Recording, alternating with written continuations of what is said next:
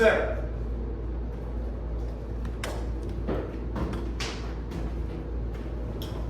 Stand ho!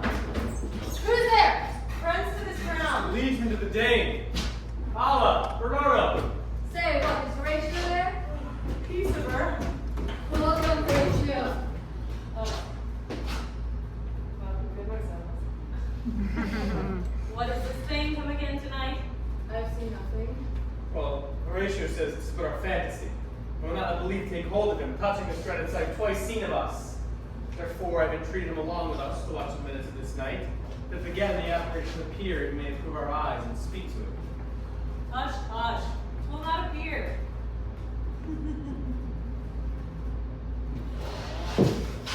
Peace! Break the off, look where it comes in. It's the same figure like the king that's dead. Our scholar, speak to it, Horatio. Looks he not like the king. Mark it, Horatio. Most like. It harrows me with fear and wonder.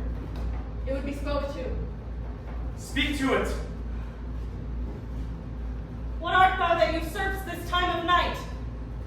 Together with that fair and warlike form in which the majesty of buried Denmark did sometimes march. By heaven I charge thee, speak! Is offended. See, it stalks away. Stay! Speak! Speak! I charge thee, speak! 'Tis gone. It will not answer. How now, Horatio? You tremble and look pale. Is not this something more than fantasy? What think you on this? Before my God, I might not disbelieve without the sensible and true amount of mine own eyes. Is it not like the king? As thou art thyself. 'Tis strange. Us twice before, and jump in this dead hour. With the marshal stopped and he going by our watch. This bodes some strange eruption to our state. It's not to behold lo where it comes again. I'll cross it though it blast me. Stay, illusion! If thou hast any sound or use of voice, speak to me.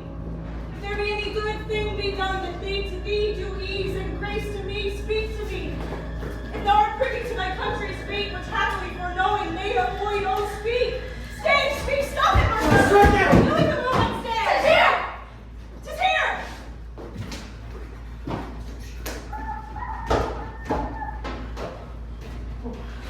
Tis gone.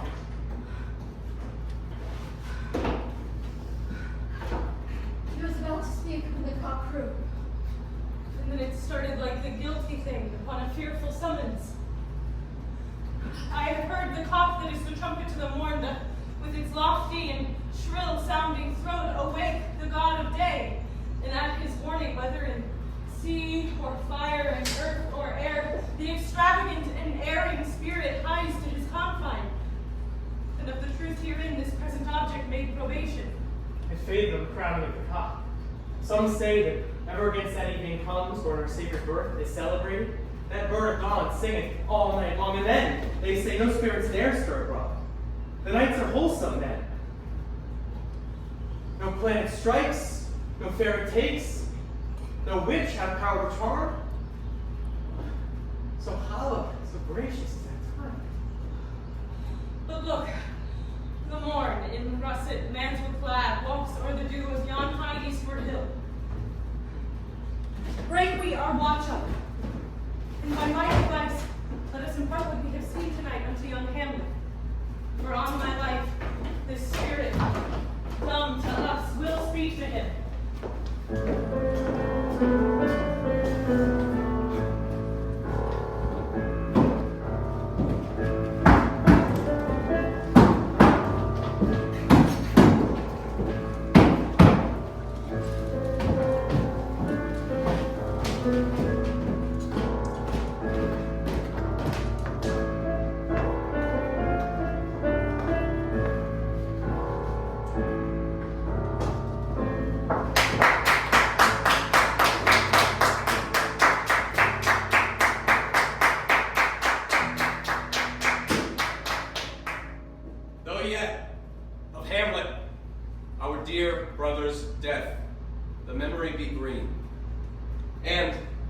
that it us befollows to bear our hearts in grief, and our whole kingdom to be contracted in one brow of woe, yet so far hath discretion fought with nature that we, with wisest sorrow, think on him together with remembrance of ourselves. Therefore, our sometime sister, now our queen, the imperial jointress to this warlike state, have we, as 'twere with a defeated joy, with mirth and funeral, and with dirge and marriage in equal scale, weighing delight and dole, taken to wife.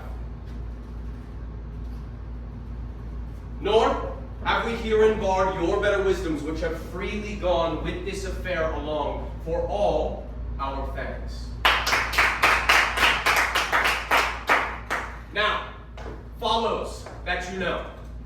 Young Fortinbras, holding a weak supposal of our worth, or thinking by our late dear brother's death our state to be disjoint and out of frame, colleagued with this dream of his advantage, he hath not failed to pester us with message, importing the surrender of those lands lost by his father with all bonds of law to our most valiant brother. So much for him. And now, Laertes, what's the news with you?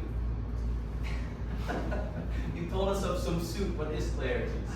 My dread lord, your leave and favor to return to France, from whence, though willingly, I came to Denmark to do my duty in your coronation. Yet, I must confess that duty done, my thoughts and wishes bend again towards France, and bow them at your gracious leave and pardon. Have you your father's leave? What says Polonius? He hath, my lord, wrung from me my slow leave by laborsome petition. And at last, upon his will, I sealed my hard consent.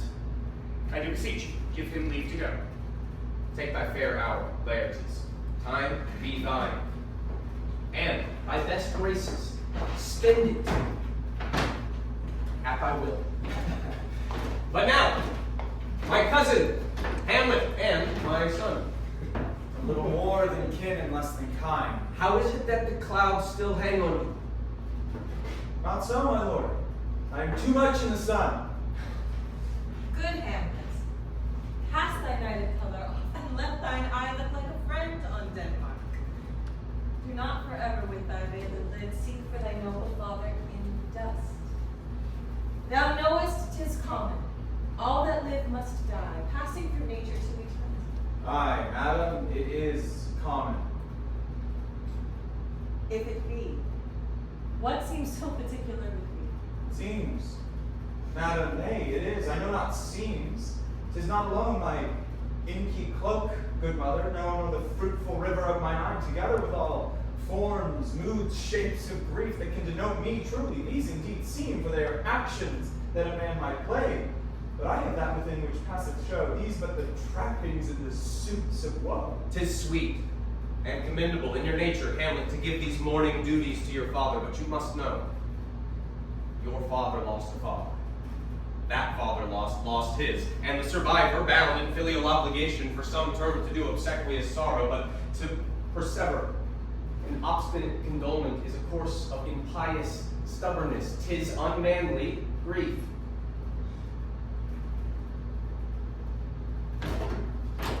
Fie! 'Tis a fault to heaven!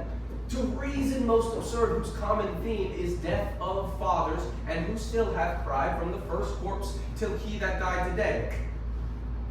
This must be so. We pray you, throw to earth this unprevailing woe, and think of us as of a father. For let the world take note, you are the most immediate to our throne. For your intent in going back to school in Wittenberg, it is most retrograde to our desire, and we beseech you, bend you to stay here in the cheer and comfort of our eye, our chiefest courtier, cousin, and our son. Let not thy mother lose her prayers, Hamlet. I pray thee, stay with us. Go not to Whitmore. I shall in all my best obey you, madam. Why? 'Tis a loving and fair reply. Be as ourselves in Denmark. Madam, come.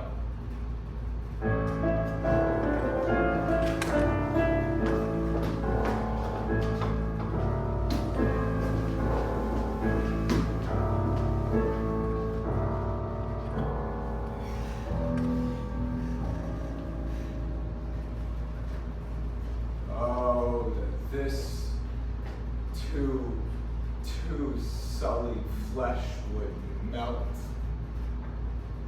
thaw, and resolve itself into a dew. Or that the everlasting had not fixed his canon against self-slaughter. Oh, God, how weary, stale, flat, and unprofitable seem to me all the uses of this world. Fine. Fine! 'Tis an unweeded garden that grows to see things rank and gross in nature possessive, merely that it should come to this, but 2 months to... Nay, not so much, not 2. So excellent a king, so loving of my mother that he might not beteem the winds of heaven, visit her face too roughly. Heaven and earth, must I remember, why she would hang on him as an increase of appetite had grown by what it fed on, and yet within a month, let me not think of it. Frailty, thy name is woman! Oh God, a beast that wants discourse of reason would have mourned longer. Married with my uncle, my father's brother, but no more like my father than I to Hercules within a month. Almost wicked speed to post, with such dexterity to incestuous sheets, it is not, nor it cannot come to good. But break my heart, for I must hold my tongue. Hail to your lordship. I am glad to see you well.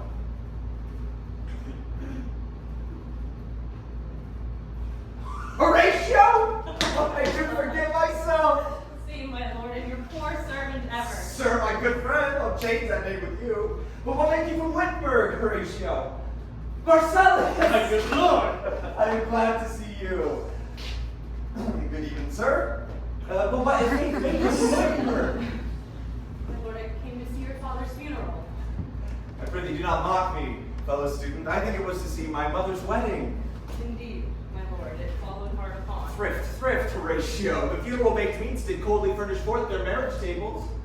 Would I have met my dearest foe in heaven, or I'd seen that day, Horatio? My father. Methinks I see my father. Where, my lord? In my mind's eye, Horatio. My lord, I think I saw him yesternight. Saw who? My lord, the king, your father. King, my father. Season your admiration while within the 10th year, till I may deliver upon the witness of these gentlemen this marvel to you. For God's love, let me hear it. 2 nights together had these gentlemen, Marcellus and Bernardo, on their watch in the middle of the night when thus ignored. A figure like your father appears before them, and with solemn march goes slow and stately by them. I knew your father, these hands are not more like. But where was this? My lord, upon the platform where we watch. 'Tis very strange. As I live, my honored lord, 'tis true. Would I had been there? It would have much amazed you. I'll watch tonight. Perchance he'll walk again. I warrant it will. If it assume my noble father's person, I'll speak to it, though heaven's help should gape and bid me hold my peace. I pray you all, if you have hitherto concealed the sight, let it be tenable in your silence still. So fare you well. Upon the platform, twixt 11 and 12, I'll visit you. Our duty to your honor. Your love is mine to you. Farewell.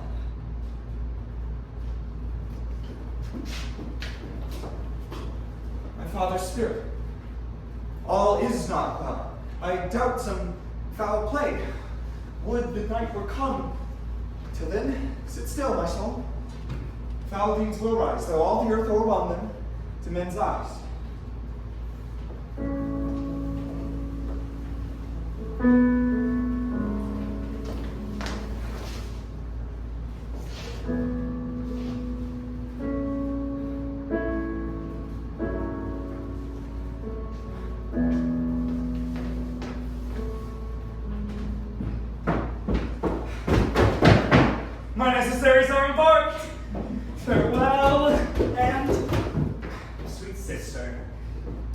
winds give benefit and convey is assistant. Do not sleep, but let me hear from you. Do you doubt that?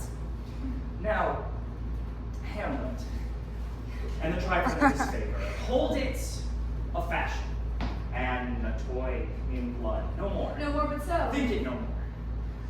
Perhaps he loves you now, but he must fear. His greatest weight, his will is not his own, for he himself is subject to his birth. He may not, as unvalued persons do, carve for himself, for on his choice depends the safety and the health of this whole state. Then, what loss your honor may sustain, if with too credent ear you list his songs, or lose your hearts, or your chaste treasure, open to its unmastered importunities, hear it, Ophelia, hear it, dear sister. Keep you in the rear of your affections, out of the shot and danger of desire. I shall the effect of this good lesson keep as watchman to my heart. But, good my brother, do not, as some ungracious pastors do, show me the steep and thorny way to heaven, whilst like a puffed and reckless libertine, himself the primrose path of dalliance treads, and recks not his own reed. Fear me not. I stay too long, but here my father comes. Yet here, Laertes, aboard for shame. The wind sits in the shoulder of your sail, and you are stayed for. There, my blessing with thee. And these few precepts in thy memory, look thou character. Beware of entrance to a quarrel, but being in, better that the opposed may beware of thee. Give every man thine ear, but few thy voice. Take each man's censure, but reserve thy judgment. Neither a borrower nor a lender be, for loan oft loses itself and friend, and borrowing dulls the edge of husbandry. This above all, to thine own self be true. And it must follow as the night the day, thou canst not then be false to any man. Farewell, my blessing season this in thee. I do most humbly take my leave, my lord. The time invests you. Go, your servants tend. Farewell, Ophelia, and remember well what I have said to you. It is in my memory locked, and yourself shall be the key of it. Farewell.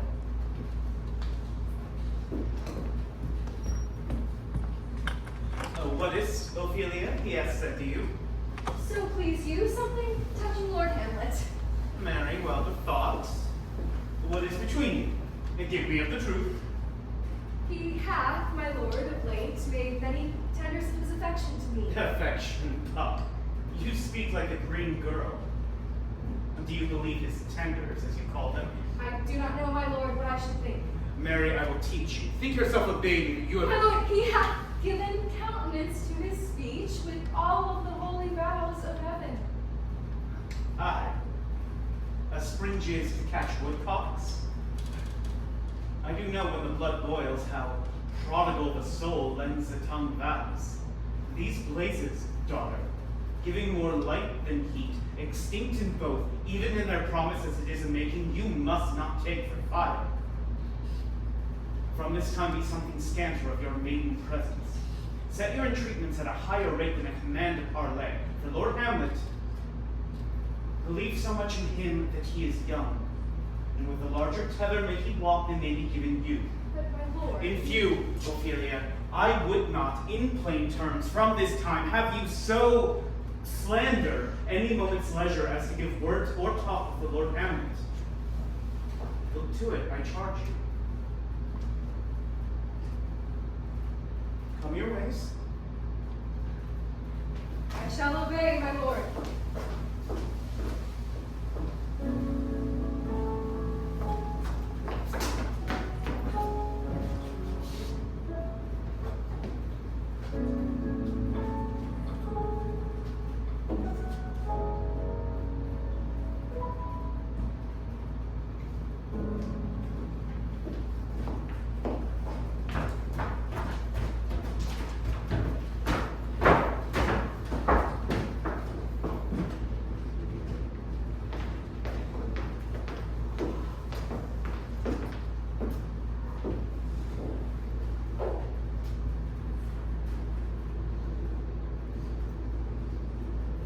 The air bites shrewdly. It is very cold. It is a nipping and an eager air. What hour now? I think it lacks of 12. No, it is struck.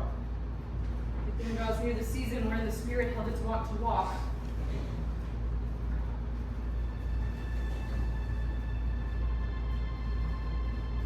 Look, my lord, it comes.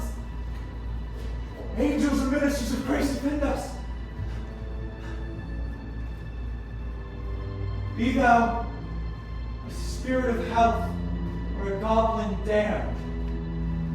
Bring with thee airs from heaven or blasts from hell. Be thy intents wicked or charitable. Thou comest in such a questionable shape that I will speak to thee. I'll call thee Hamlet, King, Father, Royal Dane. Oh, answer me! Beckons you to go away with it as if it did summon part that desires you alone. My lord, but courteous action waves you to a more removed ground. Do not go with it. Nay, by no means. Why? What should be the fear? I do not set my life at a pig's feet, and what for my soul, what can it do to that, being a thing immortal as itself? He waves you toward again, I'll follow. What if it tempts you toward the flood, my lord, and there assume some other horrible form that might deprive your sovereignty of reason and draw you into madness? Think on it. You should not go, my lord. Hold up your head! We ruled, you shall not go. Unhand me, gentlemen! I have not make a ghost of him that lets me. I say away!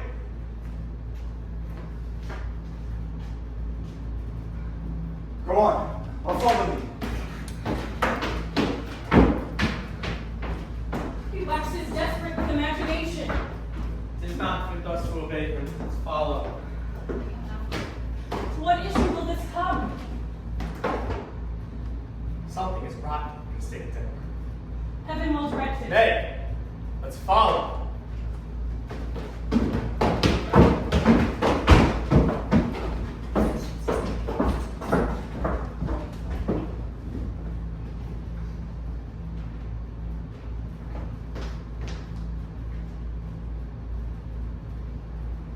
Whither wilt thou lead me?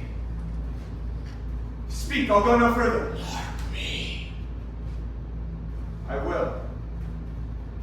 My hour is almost come.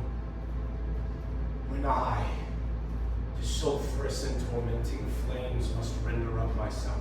Alas, poor ghost. Pity me not, but lend thy serious hearing to what I shall unfold. Speak.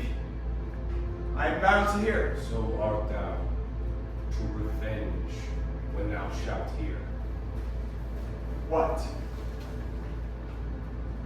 I am thy father's spirit, doomed for a certain term to walk the night before the day confined to fast in fires till the foul crimes done in my days of nature are burnt and purged away, but that I am forbid to tell the secrets of my prison house. I could a tale unfold, whose lightest word would harrow up thy soul, freeze thy young blood. List, oh, list.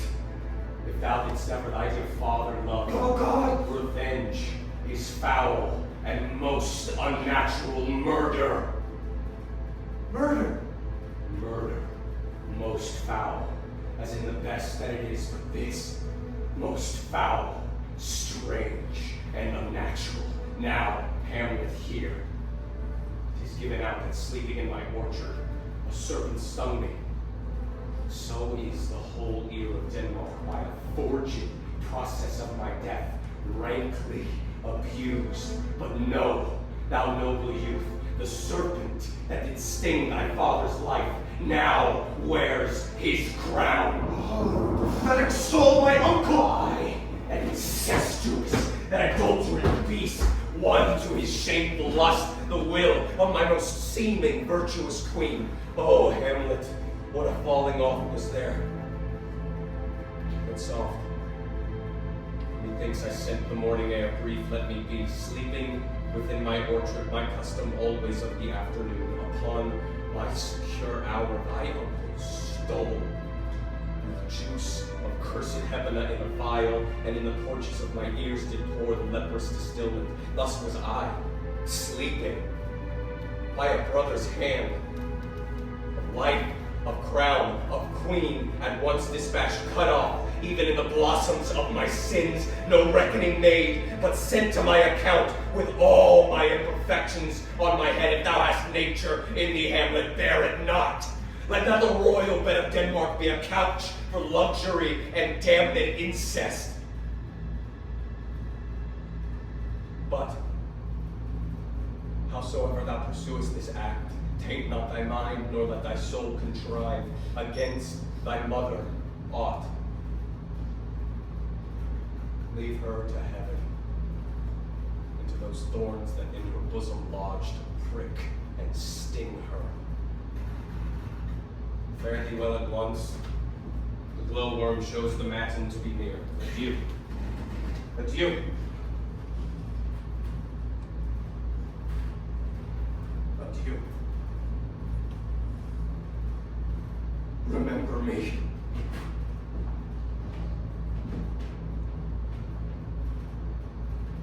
Oh, all you hosts of heaven. Oh, earth. What else shall I couple hell? Remember thee. I, thou poor ghost, whilst memory holds a seat in this distracted globe. Remember thee. Yea, from the table of my memory I'll wipe away all trivial, fond record, and thy commandment all alone shall live within the book and volume of my brain. Oh, most pernicious woman, oh, villain, smiling, damned villain! My tables, neat it is, I set it down, that one may smile and be a villain. At least I am sure it may be so in Denmark. So, uncle, there you are. Now to my word. It is adieu, adieu. Remember me. I have sworn. My lord! My lord! How is it? My noble lord. What news, my lord? Oh, most wonderful. Good, my lord. Tell it. Now, you will reveal it. Not I, my lord, by heaven. Touching this vision here, it is an honest ghost. That, let me tell you. As for your desire to know what is between us, overmaster it as you may. And now, friends, as you are friends, scholars, and soldiers, give me one poor request. What is, my lord, we will. Never make known what you have seen tonight. My lord, we will not. But 'tis wondrous strange. Then as a stranger, give it welcome. There are more things in heaven and earth, Horatio, than are dreamt of in your philosophies. But swear, here, as before, never, so help you mercy, how strange or odd soever I bear myself, as I perchance hereafter shall think meet to put on an antic disposition, that you, at such time seeing me, never shall give out that you know aught of me. So grace and mercy at your most need help you. Swear! Rest, perturbed spirit! So, gentlemen, with all my love I do commend me to you. Let us go in together, and still your fingers to your lips, I pray you. The time is out of joint, oh cursed spite that ever I was born to set it right.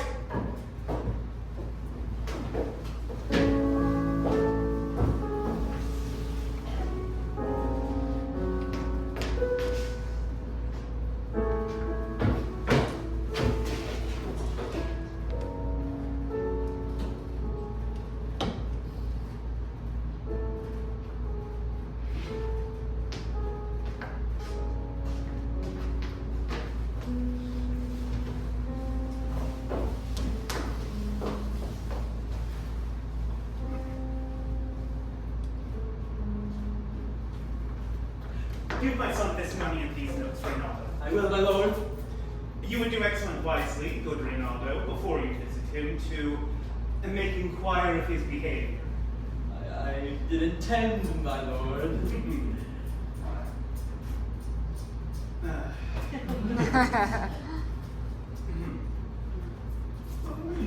Now, Ophelia, but what's the matter? Oh, my lord, I have been so affrighted. With what in the name of God? My lord, as I was sewing in my closet, Lord Hamlet, with a look so piteous and purport, as if he had been loosened out of hell to speak of horrors, he comes before me. Mad for thy love. My lord, I do not know it, but truly I do fear it. What said he? He took me by the wrist and held me hard, then goes into the length of all his arm, and with a hand thus o'er his brow, he falls to such perusal of my face as he would draw it. Long stayed he so. At last he raised a sigh so piteous and profound, as it did seem to shatter all his bulk and end his being. Come, go with me. I will go seek the king. This is the very ecstasy of love, whose violent property foredoes itself and leads the will to desperate undertakings. What, have you given him any hard words of late? No, my lord, but as you did command, I did repel his letters and denied his access to me. That hath made him mad. I am sorry that with better heed and judgment I had not quoted him. I feared he did but trifle and meant to rack thee. Come, go we to the king. This must be known.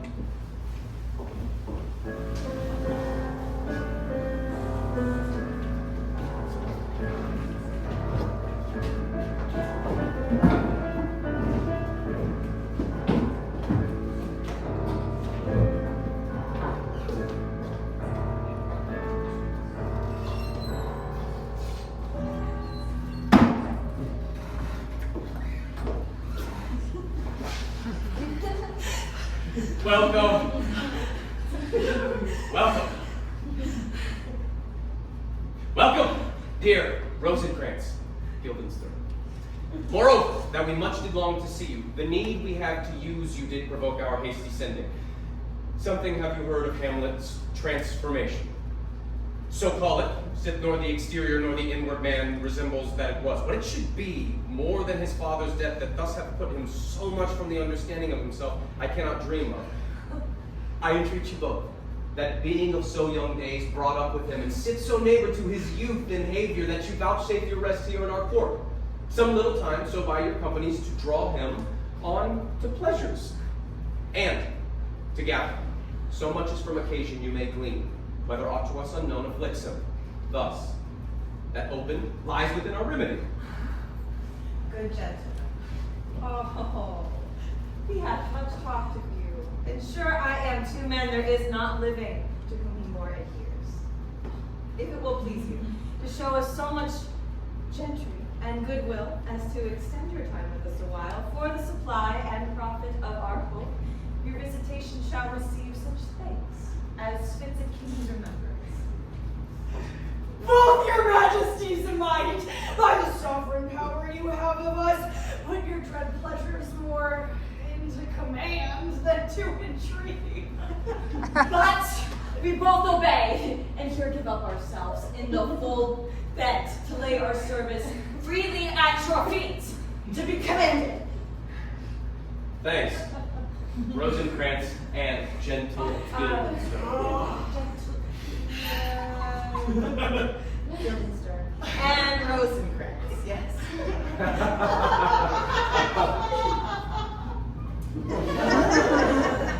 And we beseech you instantly to visit my much too changed son. Go, some of you, and bring these gentlemen to where Hamlet is.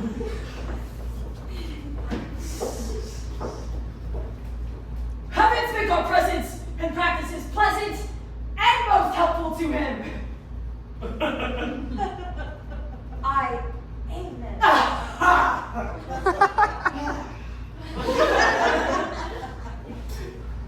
My lord, I do think, or else this brain of mine comes not to trail a policy so sure as it hath used to do, that I have found the very cause of Hamlet's lunacy. Oh, speak of that. That do I long to hear. He tells me, my dear Gertrude, he hath found the head and source of all of your son's distemper. I doubt it is no other than the main, his father's death and our hasty marriage. Well, we shall sift him. My liege, and madam, to expostulate what majesty should be, what duty is, Why day is day, night, night, and time is time were nothing but to waste night, day, and time. Therefore, since brevity is the soul of wit, and tediousness the limbs and outward flourishes, I will be brief. The noble son is mad. Mad, call I it, for to define true madness would is but to be nothing else but mad, but let that go. More matter with less art. Madam, I swear I use no art at all. That he's mad, 'tis true. 'Tis true, 'tis pity, and pity 'tis true. A foolish figure, but farewell, for I will use no art. Mad let us grant him then, and now remains that we find out the cause of this effect. Or rather say the cause of this defect. For this effect defective comes by cause. Thus it remains, and the remainder thus repent. I have a daughter. Have, while she is mine, who, in her duty and obedience, mark, hath given me this. Now gather and surmise.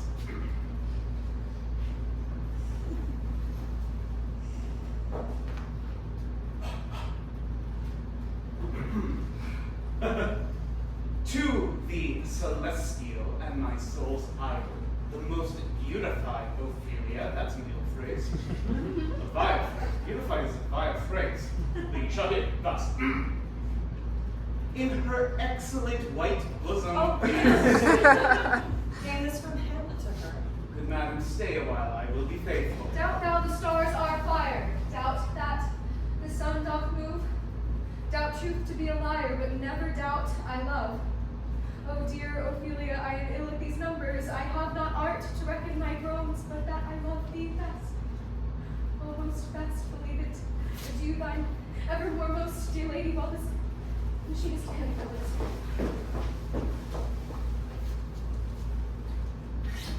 This in obedience hath my daughter shown. But how hath she received his love? What do you think of me? Why, as of a man, faithful and honorable. I would fain prove so. But what might you think, or my dear majesty, the queen here think, if I had upon this love with idle sight? What might you think? No, I went round to work, and my young mistress thus I did bespeak. Lord Hamlet is a prince out of thy star. This must not be. And then my prescripts gave her, that she should lock herself from his resort, admit no messengers, receive no tokens, which done, she took the fruits of my advice, and he, repelled, a short tale to make, fell into a silence, then into a fast, thence to a watch, thence to a weakness, thence to a lightness, and by this declension into the madness wherein now he raves, and all we mourn for. Think use is this? It may be. Very likely. Hath there ever been a time, I would fain know that I have positively said 'tis so, when it proved otherwise? Not that I know. Take this from this, if this be otherwise. How may we try it further? You know sometimes he walks 4 hours together here in the lobby. So he does indeed. At such a time I'll loose my daughter to him. Be you and I behind the arras then. Mark the encounter. We will try it. Alas, poor wretch comes to you. Away, I do beseech you both, away. I'll report him presently.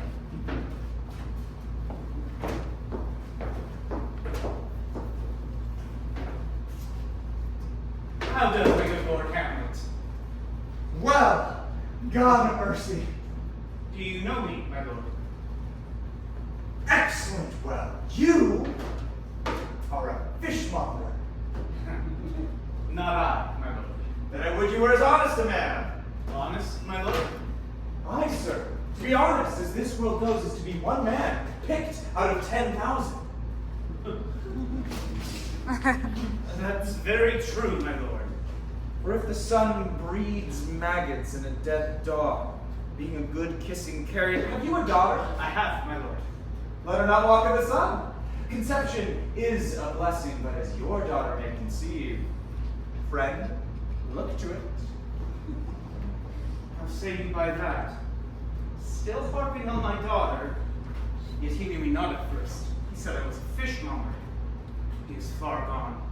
And truly, in my youth, I suffered much extremity for love, very near this. I'll speak to him again. What do you read, my lord?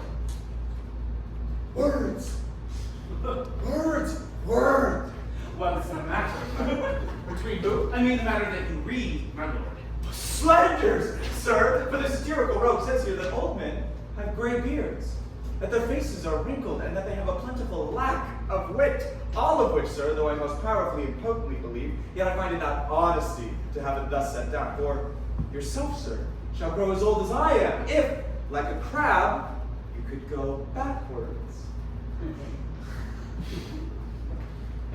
Although this be madness, yet there is method in it. Now, will you walk out of the air, my lord? Into my grave. Indeed, that's out of the air. How pregnant sometimes his replies are. A happiness that often madness hits on. My lord, I will most humbly take my leave of you. You cannot, sir, take from me anything that I will more willingly part with all. Except my life. Except my life. Except my life. Very well, my lord. These tedious old fools. You go to seek the Lord Hamlet. There he is.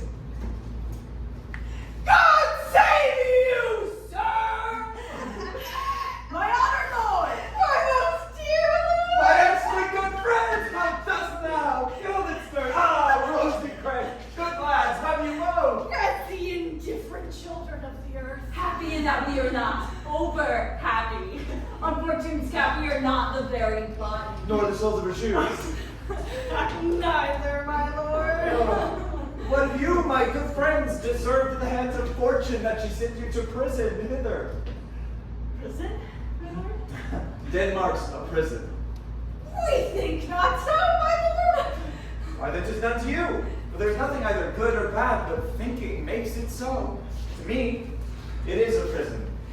Why then, your ambition makes it one. 'Tis too narrow for your mind. God, I could be bounded in a nutshell and count myself the king of infinite space, were it not that I have bad dreams. Which dreams indeed are ambition. For the very substance of the ambitious is merely the shadow of a dream. The dream itself is but a shadow.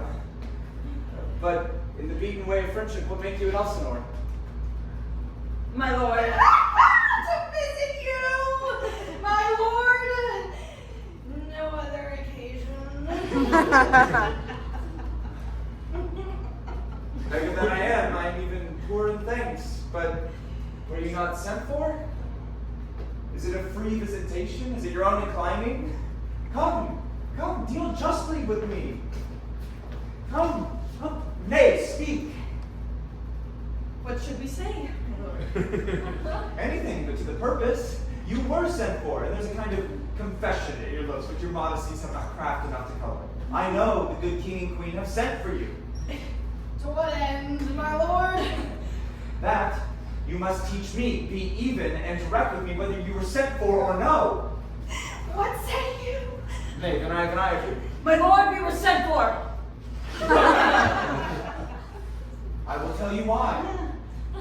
I have of late, but wherefore I know not, lost all my mirth, forgone all custom of exercise, and indeed it goes so heavily with my disposition that this goodly frame, the earth, seems to me a sterile promontory, that this most excellent canopy, the air, look you, this brave overhanging firmament, this majestical roof, fretted with golden fire, quite appears no other thing to me but a foul and pestilent congregation of vapors.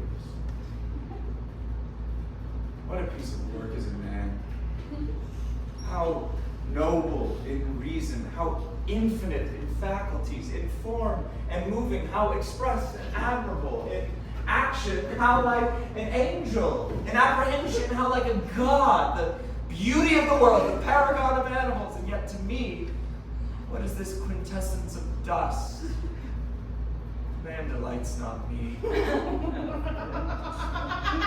No, nor woman neither, though by your smiling you seem to say so. My lord, there was no such stuff in my thoughts. Why did you laugh when you said man delights not me? To think, my lord, you delight not in me. What length and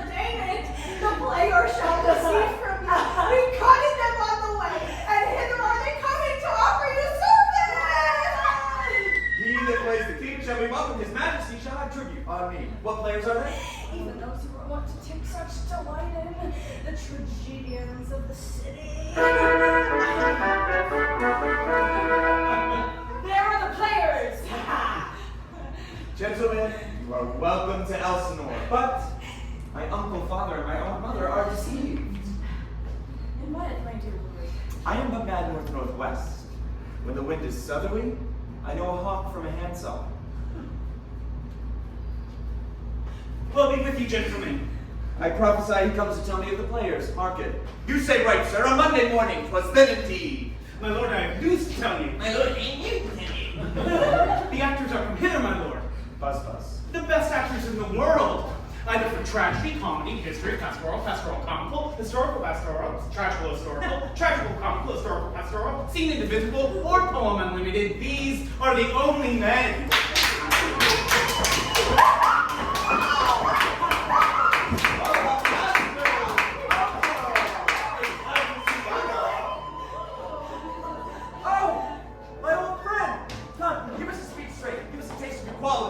What speech, my lord?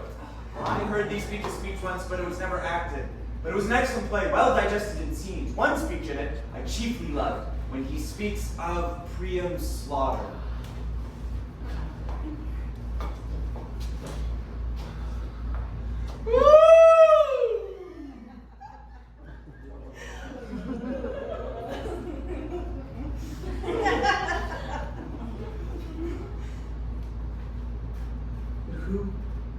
Oh, woe, had seen the mobile queen run barefoot up and down, threatening the flames with bees on glue. The cloud upon that head where late the diadem stood. And for a rose, about her lank and over timid loins a blanket. And the alarm of fear caught up who this had seen, with tongue in venom steeped, can fortune state where treason have pronounced. This is too long. Shall the barbers forgive you? If the gods themselves deceived her then, but she saw Pyrrhus make malicious sport in mincing with his sword her husband's limbs. The instant burst of clamor that she made, unless things mortal move them not at all, would have made milch the burning eyes of heaven, and passion in the gods.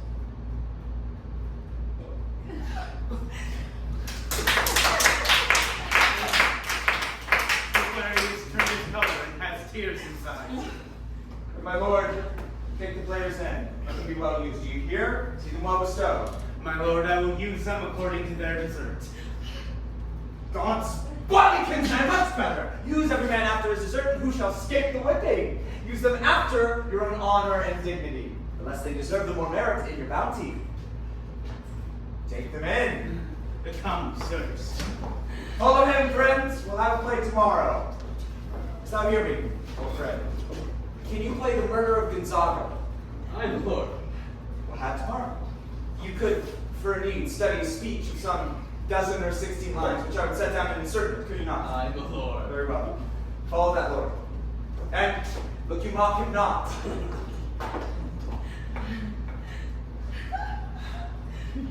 My good friends, I will leave you till night. You are welcome to Elsinore. Good, my lord. Bye. God be with you.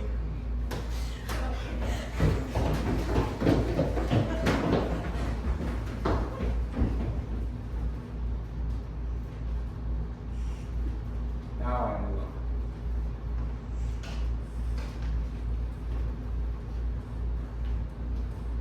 Oh, what a rogue and peasant slave am I. Is it not monstrous that this player here, but in a fiction, in a dream of passion, could force his soul so to his own conceit that from her working all his visage wan, tears in his eyes, distraction in his aspect, a broken voice, and his whole function suiting with forms to his conceit, and all for nothing? What could he do? Had he the motive and the cue for passion that I have?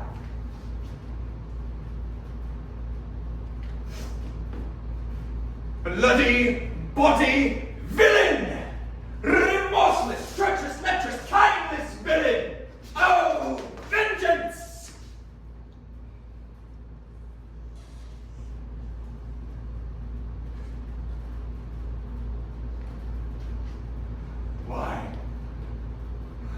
ass am I? This is most brave, that I, the son of a dear father murdered, prompted to my revenge by heaven and hell, must, like a whore, unpack my heart with words, and fall a-cursing like a very drab. About my brains, I have heard that guilty creatures sitting in a play have, by the very cunning of the scene, been so struck to the soul that presently they have proclaimed their malefactions. I'll have these players play something like the murder of my father before mine uncle. I'll observe his looks, tempt him to the quick, if he but blench. I know my course. The spirit that I've seen may be a devil, and the devil hath power to assume a pleasing shape. Yea, and perhaps out of my weakness and my melancholy, as he's very potent with such spirits, abuses me to damn me. I'll have grounds more relative than this. The play's the thing wherein I'll catch the conscience of the king.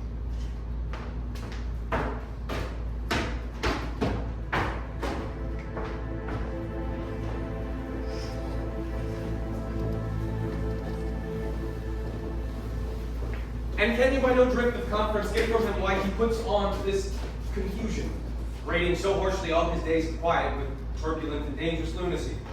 He does confess he feels himself distracted, but from what cause he will by no means speak. Nor do we find him forward to be sounded, but with a crafty madness.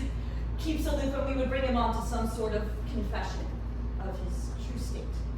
Did he receive you well? Most like a gentleman. With much forcing of his disposition. Did you essay him to some pastime? Madam, it so fell out that certain players we all wrought on the way. Of these we told him, and there did seem in him a kind of joy to hear of it. They are here, about the court, and as I think, they have already ordered this knight to play before him. 'Tis most true, and he beseeched me to entreat your majesties to hear and see the matter. With all my heart, and it doth much content me to hear him so inclined. Good gentlemen, give him a further edge, and drive his purpose into these delights. Shall, my lord?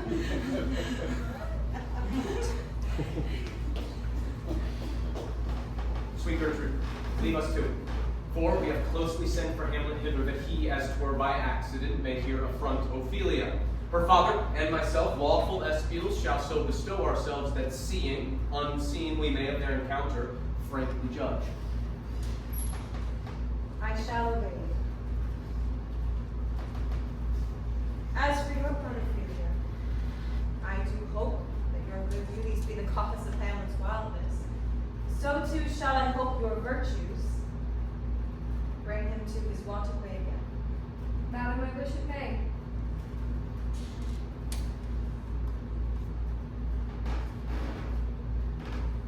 Ophelia, walk you here, gracious so please you. We will bestow ourselves.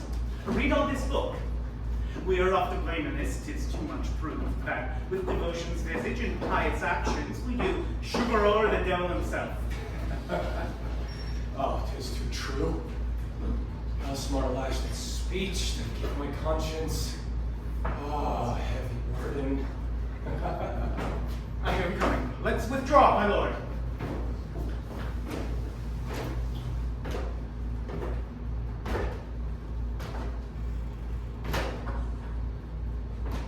To be or not to be, that is the question.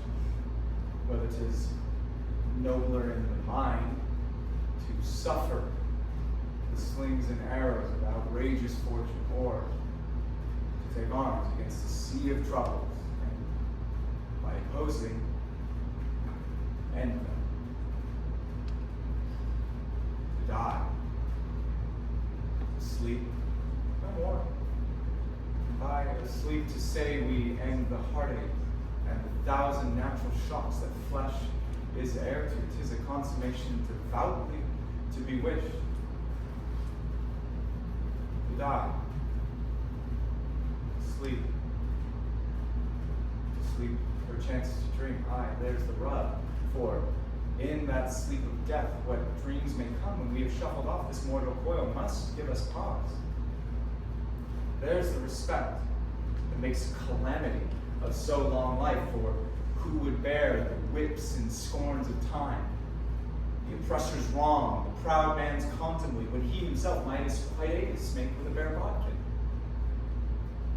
Who would fart out his bear to grunt and sweat under a weary life, but with the dread of something after death? An undiscovered country, from whose bourne no traveler returns. Puzzles the will, and makes us rather bear those ills we have, and fly to others we know not of. And thus, conscience does make cowards of us all. And thus the native hue of resolution is sickly o'er the pale cast of thought, and enterprises of great pitch and moment, if this regard their currents turn awry, and lose the name of action. Softly, fair Ophelia, nymph, in thy orisons be all my sins remembered. Good my lord, how does your honor for this many a day? I humbly thank you. Well, My lord, I have remembrances of yours that I have long to redeliver. I pray you now receive them. no, not I. I never gave you aught. My honored lord, you know right well you did. Their perfume lost, take them again. For to the noble mind, rich gifts wax poor when givers prove unkind. There, my lord.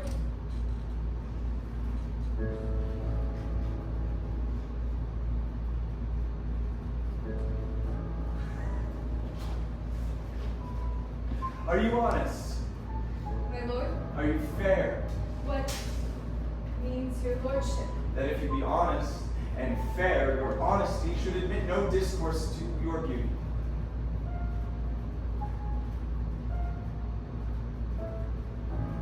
I did love you once. Indeed, my lord, you make me believe so. You should not have believed me. I loved you not.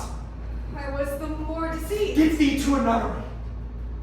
Why wouldst thou be a breeder of sinners? I am myself indifferent, honest, but yet I could accuse me of such things that were better. My mother had not borne me.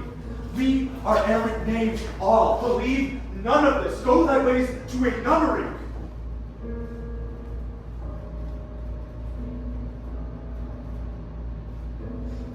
Where is your father? At home, my lord. Let the doors be shut upon him, that he may play the fool nowhere but in his own house. Colton, you sweet heavens. To a nunnery go, farewell! Or, if thou wilt needs marry a fool, for wise men know well what monsters you make of them. To a nunnery go, quickly, to farewell! Let the powers restore him. God hath given you one face, and you make yourself another. You jig, and you amble, you lisp, you nickname God's creatures, and you make your wantonness, your ignorance. Go to! I'll no more on it! It hath made me mad. I say, we will have no more marriage. Those that are married already, all but one, shall live. The rest shall keep as they are. To a nunnery, go.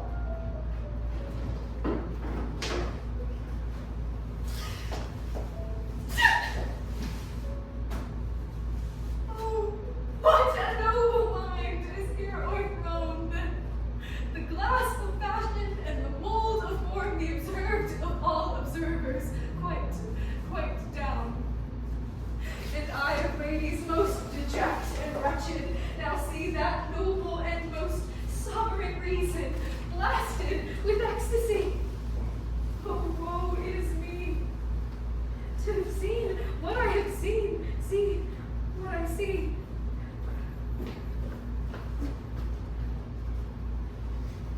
Love. His affections do not that way tend, nor what he spake, though it lacked form a little, was not like madness. There's something in his soul o'er which his melancholy sits on brood, and I do doubt the hatch and the disclose will be some danger, which for, to prevent I having quick determination thus set it down, he shall with speed to England. For the demand of our neglected tribute, what think you on't?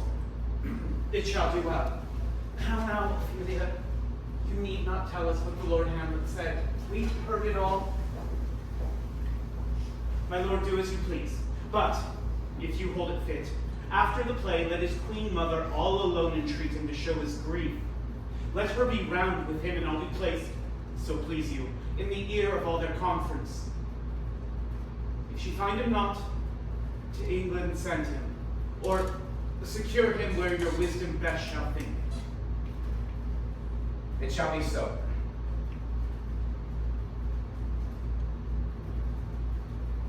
Madness and great ones must not unwatched go.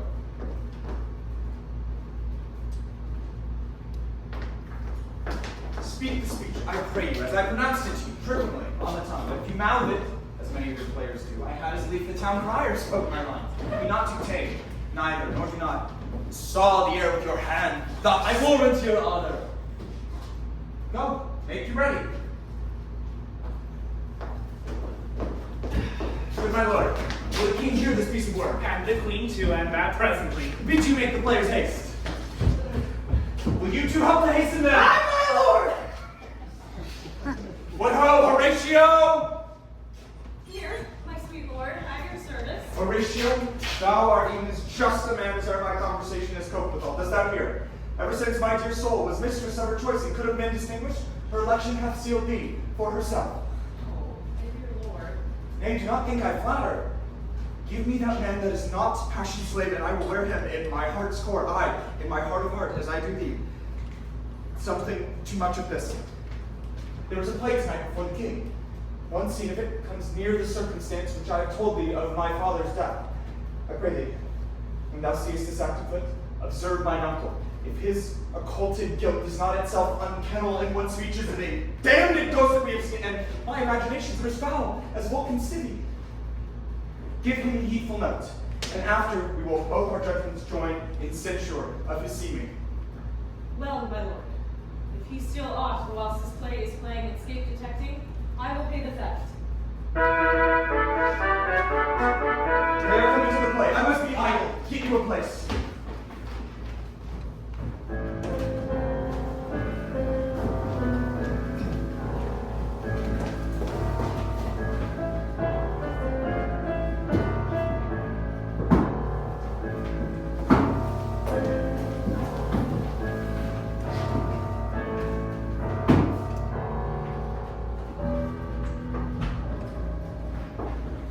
Out fares our cousin Hamlet. Excellent, in faith. I eat the air, promise crammed. I have nothing with this answer, Hamlet. These words are not mine. No, nor mine now. My lord, you played once in the university, you say? That did I, my lord, and was accounted a good actor. What did you enact? I didn't act Julius Caesar. I was killed in the Capitol. Brutus killed me. Rude part of him to kill so capital a cap there. Be the players ready? Aye, my lord. They stay upon your patience. Come, my dear Hamlet, sit by me. No, good mother. Here's metal more attractive. Oh, do you mark that? Lady, shall I lie upon your lap? No, my lord. I mean my head upon your lap. Aye, my lord. Dost thou think I meant country matters? I think nothing, my lord. 'Tis a fair thought to lie between maidens' legs. What is, my lord? Nothing. You are married, my lord. Who, I? Aye, my lord. Oh, God, you're only jig maker. What should a man do but be married? For look you, how cheerfully my mother looks, and my father's died not within 2 hours. Nay, 'tis twice 2 months, my lord. So long. Oh, heavens! Died 2 months ago and not forgotten yet?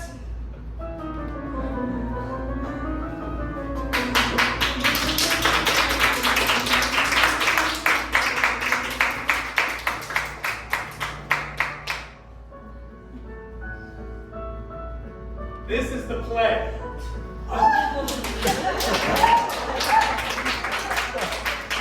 Prologue and a posy of a rate. 'Tis brief, my lord. It's woman's love. Full 30 times hath Phoebus' heart gone round, Neptune's salt wash, and Tennis o'er ground, and 30 dozen moons with borrowed sheen about the world have times 12, 30's been, since love our hearts and Hyde did our hands, unite communal in those sacred bands. So many journeys may the sun and moon make us again count o'er ere love be done, but What was me? you are so sick of late, so far from cheer and from your former state that I distrust you.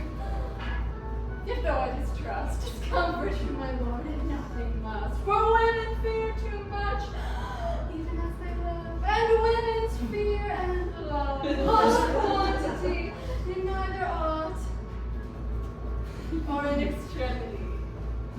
Oh, sweet, I must leave thee yet, and shortly too. My operant powers their functions leave to do, and you'll stay in this fair world behind, honored, beloved, and haply one as kind, for a husband shalt thou. Oh, confound the rest! Such love must needs be treason in my breast. Whose second husband let me be accursed. None wed the second, but who killed the first. That's wormwood. The instances that second marriage move are base respects of thrift, but none of love. The second time I kill my husband dead, when second husband kisses me in bed. Both here and hence pursue me lasting strife, if once a widow, ever I be wife. Oh, if she should break it now. 'Tis deeply sworn. Pray leave me here a while. My spirits grow dull, and fain I would beguile a tedious day with sleep. Sleep, rock thy brain, and never come mischance between us twain.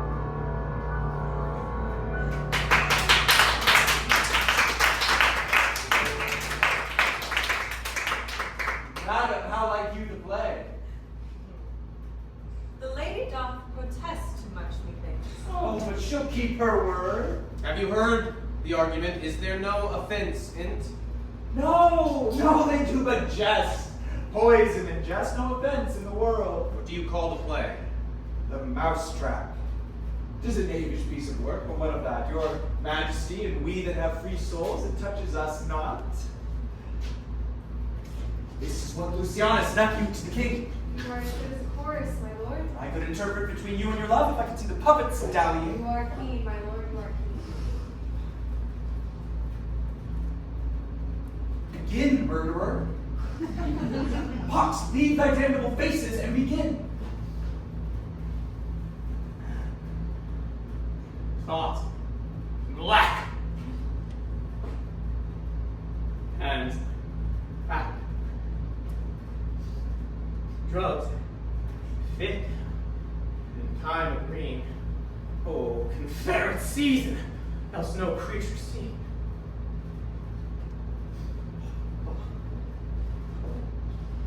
Thou mixture rank. Midnight weeds collected. The packet's bad, thrice elastic, thrice infected.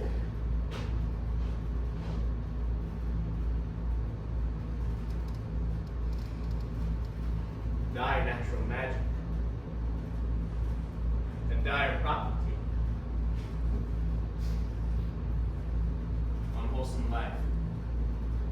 Usurp immediately. Poisons him in the garden for his estate. You shall see anon how murder against the love of Gonzago's wife. Recognizes. What? You frightened with the false fire? Give me over the flame. What cares, my lord? Give me some light. Light! Away! Oh, good Horatio, take that ghost word for £1,000. Did you perceive? Very well, my lord. Upon the talk of the I poisoning. very well did know him. Good my lord, vouchsafe me a word with you. Sir, a whole history. The king, sir, Aye, sir, what of him? in his retirement marvelous his temper. With drink, sir? No, my lord, rather with anger. Well, your wisdom should show itself more richer to signify this to the doctor, for me to put him to his purgation should perhaps plunge him into more anger. Good my lord, put your discourse into some frame and start not so wildly from my affair. I am tame, sir. Pronounce. The queen, your mother, in most great affliction of spirit, hath sent me to you. You are welcome. Nay, good my lord, This courtesy is not of the right breed. If it shall please you to make me a wholesome answer, I will do your mother's commandment. If not, your pardon and my return shall be the end of my business. I cannot, sir. What? My lord. Make you a wholesome answer. My wit's diseased. My mother, you say? And thus she says your behavior has struck her into amazement and admiration. Oh, wonderful son that can so astonish a mother. She desires to speak with you in her closet ere you go to bed. We shall obey, were she 10 times our mother. Have you any further trade with us? My lord, you once did love me. And do still, by these pickers and stealers. Good, my lord. What is your cause of distemper? You do surely bar the door upon your own liberty if you deny your grace to your friends. Sir, I lack advancement. How can that be?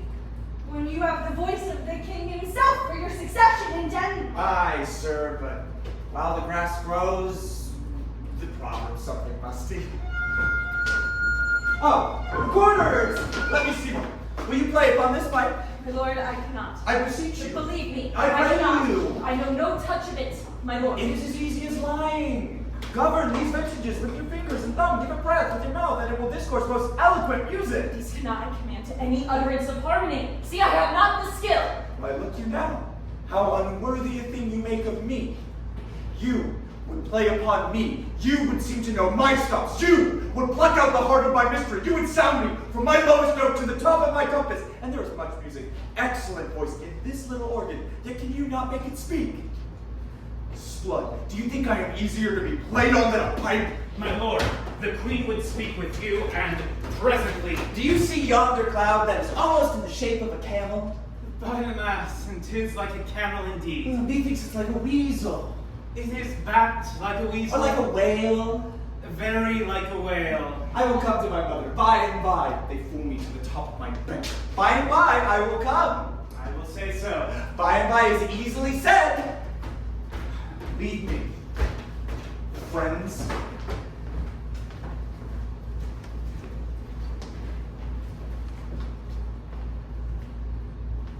Now is the very witching time of night, when churchyards yawn and hell itself breathes out contagion into this world. Now, I could drink hot blood and do such bitter business as the day would quake to look on. But soft, now to my mother. Oh, heart, lose not thy nature. Let me be cruel, not unnatural. I will speak daggers to her, but use none. I like him not, nor stands it safe with us to let his madness range. Therefore prepare you. I your commission will forthwith dispatch, and he to England shall along with you. We will ourselves provide. Most holy and religious fear it is to keep those many, many bodies safe that live and feed upon your majesty. The cessive majesty dies not alone, but like a gulf doth draw what's near it with it. Or it is like a massy wheel, fixed on the summit of the highest mount, to whose huge spokes 10,000 lesser things are morticized and adjourned, which, when it falls, each small annexment, petty consequence attends the boisterous ruin. Never alone did a king sigh, but with a general groan. Arm you, I pray you, to this speedy voyage, for we will fetters put about this fear, which now goes too free-footed. You will haste us. My lord, he's going to his mother's closet. Behind the arras I'll convey myself to hear the process. Fare you well, my lord. I'll call upon you ere you go to bed and tell you what I know.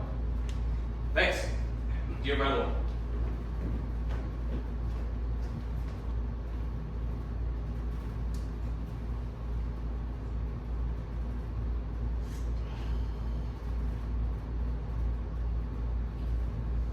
My offense is rank. It smells to heaven.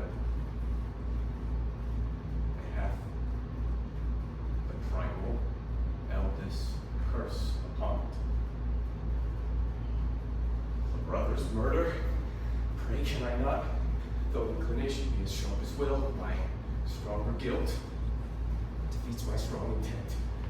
And like a man to double business bound, I stand and pause where I shall first begin and both neglect. What if this cursed hand were thicker than itself, with brothers' blood? Is there not rain enough in the sweet heavens to wash it white as snow? Then I'll look up. My fault is past. But oh, what form of prayer can serve my turn? Forgive me my foul murder? That cannot be. For I am still possessed of those effects for which I did the murder. My crown, my own ambition, and my queen. And one be pardoned and retain the offense? Try. What repentance can? What can it not? Yet, what can it when one cannot repent? Oh, wretched state. Oh, bosom black as death. Oh, limed soul that's struggling to be free art more engaged. Help, angels, make us say, bow! Stubborn knees and heart with strings of steel, be soft as sinews of the newborn babe. All may be well.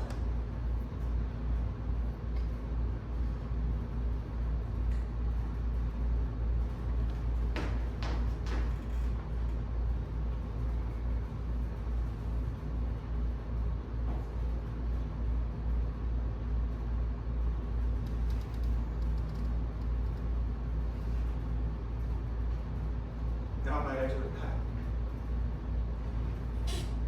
Now he is a praying.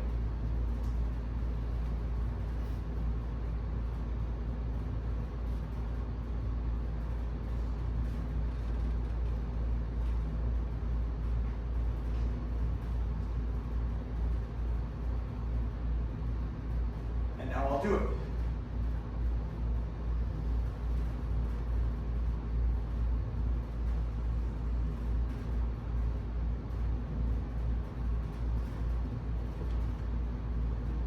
And so he goes to heaven.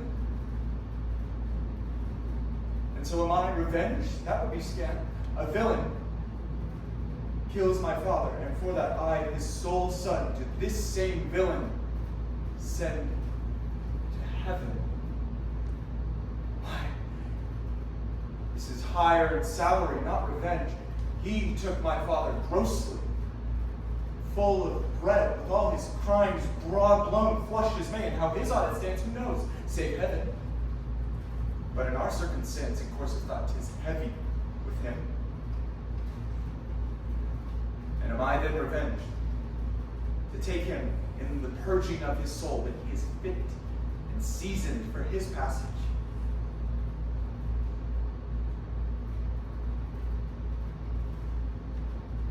No.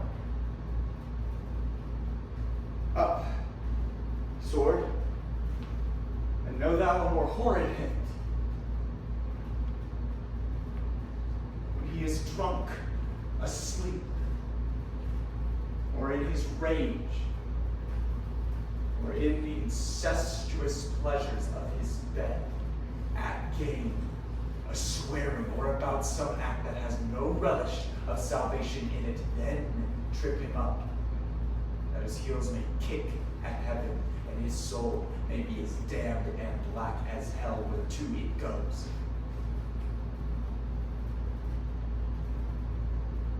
My mother says, this physic but prolongs thy sickly days.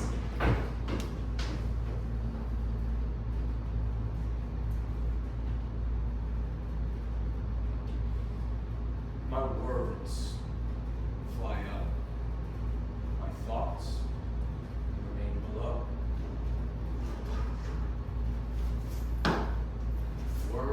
without thoughts, never to heaven go.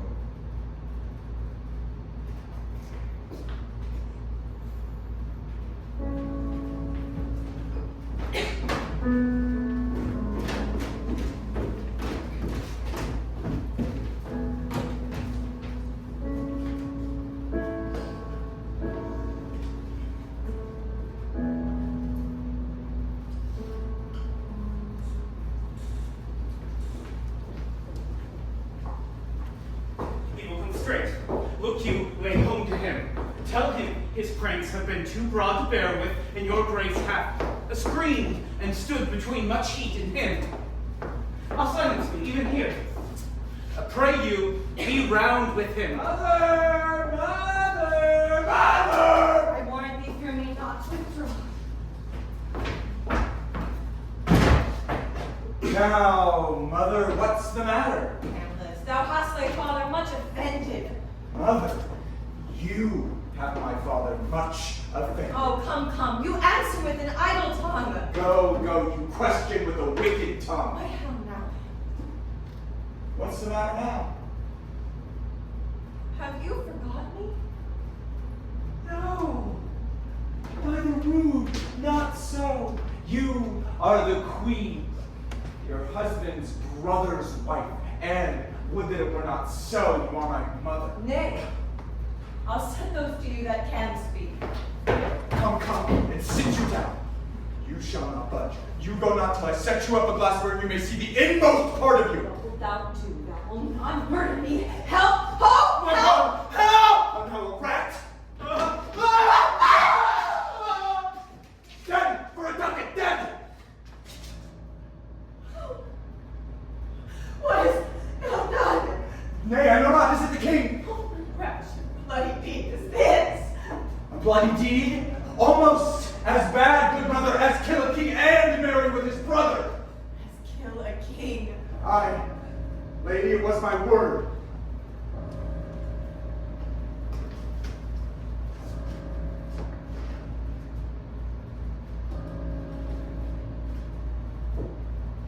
Thou wretched, rash, intruding fool.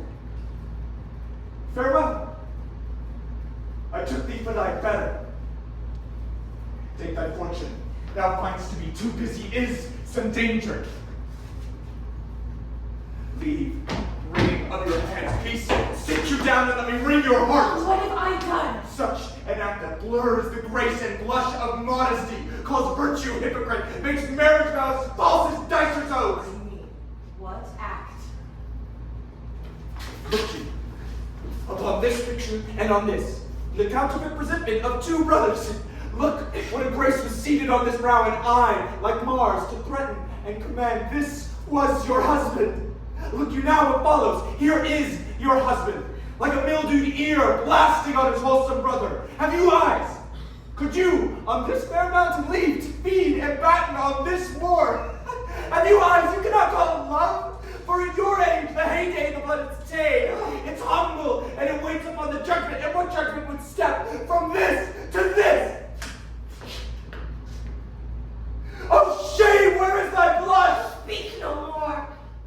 Turns my eyes into my very soul, and there I see such black and grated spots that will not leave me unchanged. Nay, but to live in the rank sweat of an semen bed stewed in corruption, honeying and making love over the nasty stock. Speak no more. These words like daggers in my ears. Speak A no more. murderer and a villain, a compass of the empire and the rule that from the shelf the precious diamond stole and put this bucket.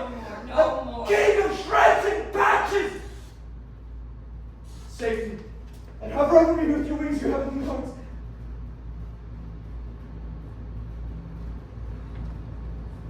What would your gracious figure? Rise. Do you not come, your tardy son, to chide that lapse in time and passion lets go by the important acting of his dread command? Oh, say, do not forget. This visitation is but to whet my almost blunted purpose. The look, amazement of that mother sits. Oh, step between her and her fighting soul. Speak to her, Hamlet.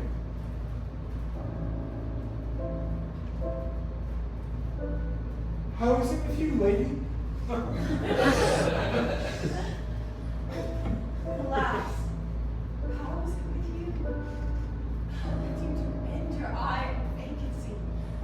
With the incorporeal air do all discourse. Oh, gentle son, Upon the heat and flame of this December, sprinkle with cool patience. whereon do you look? On him! On him! Look you, how pale he glares! To whom do you speak this? Do you see nothing there? Nothing at all yet. All that is, I see. Nor did you nothing hear? No! Nothing but ourselves. Why, look you, look! How he stalks away my father in his habit as he lived! No, this is the very coinage of your brain. This body, this creation, ecstasy is very coming in. Ecstasy. It is not madness that I have uttered. Mother, for love of grace, lay not that flattering unction to thy soul, that it is not your trespass, but my madness that speaks.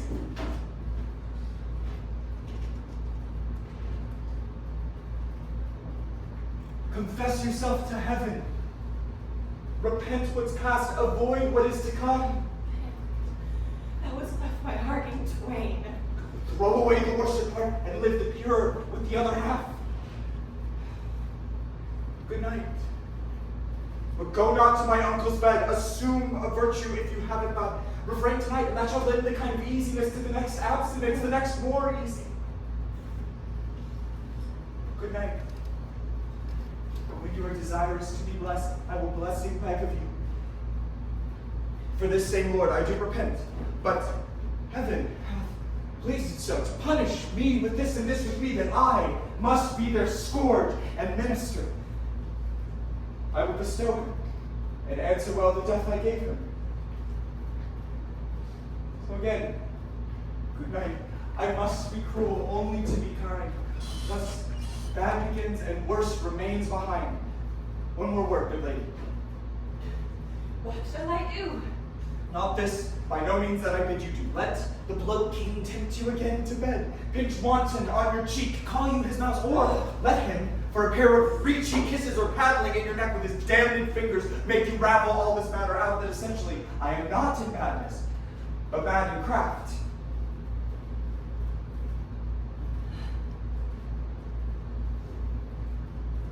Be thou assured, if words be made of breath and breath of life, I have no life to breathe without the sense of me. I must to England, you know that. Lack, I forgot. There's So concluded. letter sealed, and my two schoolfellows, who I will trust as I will Adder's Bank, they bear the mandate. They must sweep my way and marshal me to knavery. This Lord shall send me packing. I'll lug the guts into the neighbor room. Good night indeed, mother. This counselor is now most still, most secret, and most brave who was in life a foolish, prating knave. Come, sir, to draw toward an end with you. Good night, mother.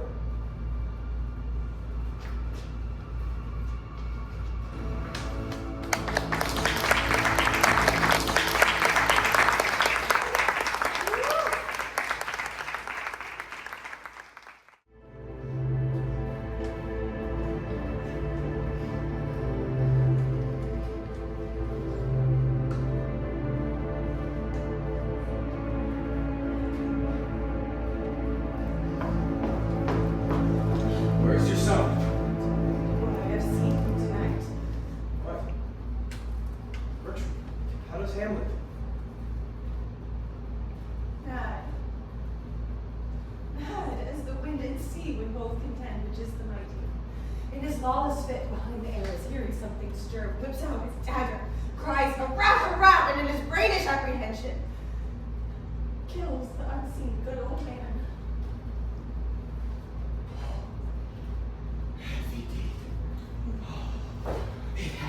so with us, had we been there. His liberty is full of threats to all, to you yourself, to us, to everyone. Alas, how shall this bloody deed be answered? It will be laid to us, whose providence should have kept short, restrained, and out of haunt this mad young man.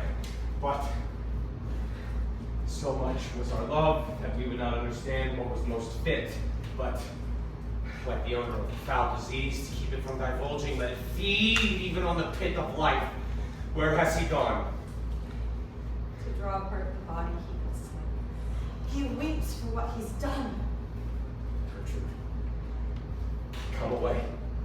The sun no sooner shall the mountains touch, but we will ship him hence. Ho, Guildenstern! Friends, both, go join you with some further aid. Hamlet, in madness, hath Polonius slain. And from his mother's closet hath he dragged him. Go seek him out, speak fair, and bring the body into the chapel. I pray you haste in this.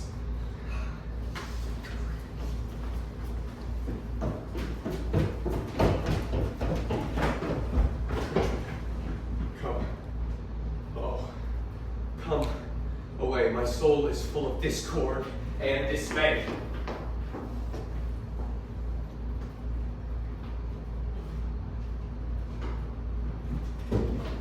Safely stowed.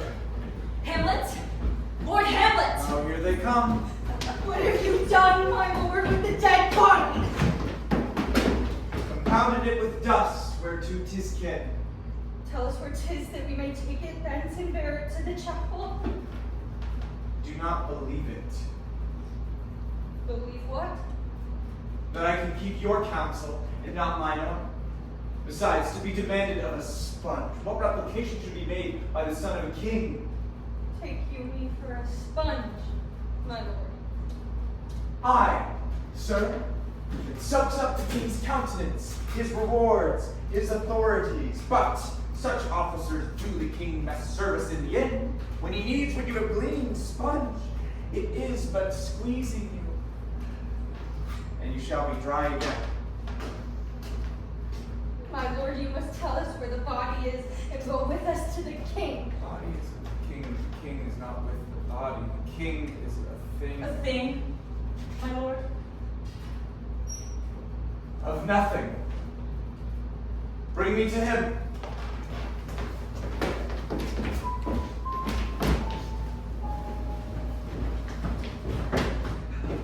How dangerous is it that this man goes loose, yet must not we put the strong law on him? He's loved of the distracted multitude.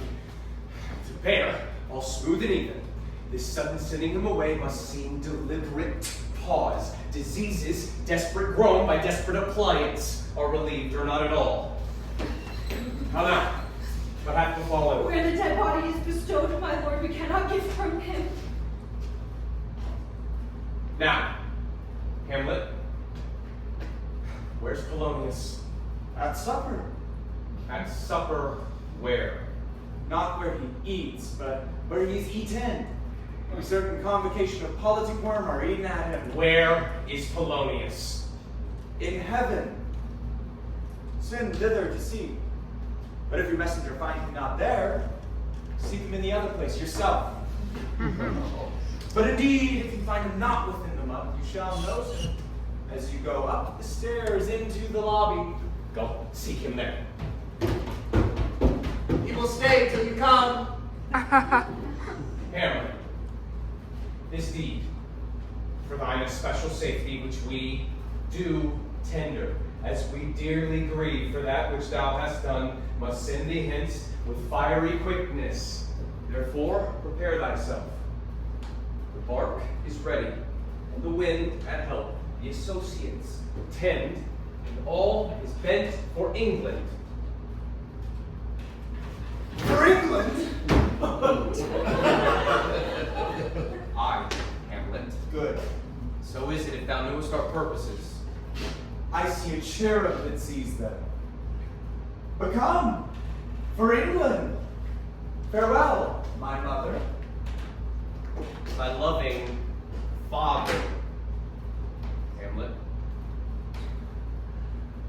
my mother. Father and mother are man and wife. Man and wife are one flesh. And so, my mother. For England.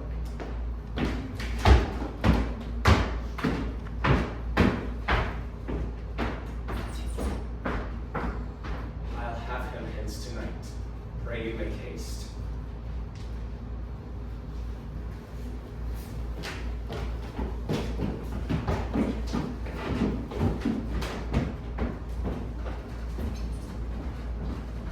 And England, if my love thou hold'st that aught thou mayest not coldly set, our sovereign process which imports at full by letters congruing to that effect, the present death of Hamlet, do it. England, for like the hectic in my blood, he rages, and thou must cure me. Till I know 'tis done, howe'er my haps, my joys will ne'er begin.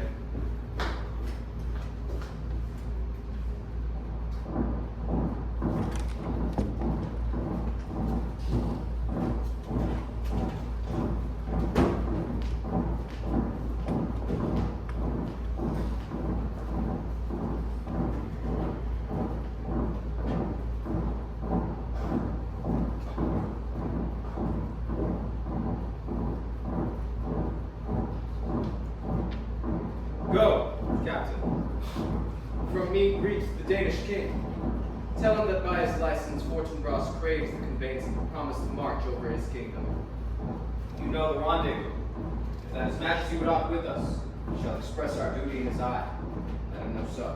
I'll do it, my lord.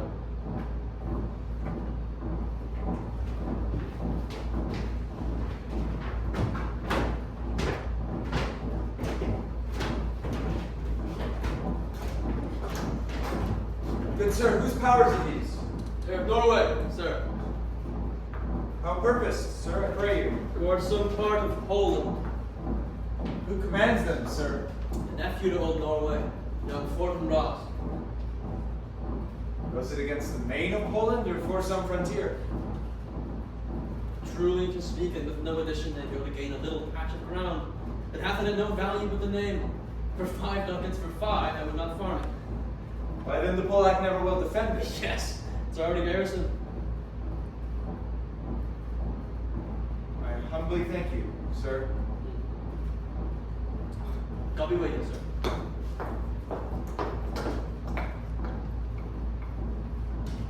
Will it please you go, my lord? I'll be with you straight. Go a little before.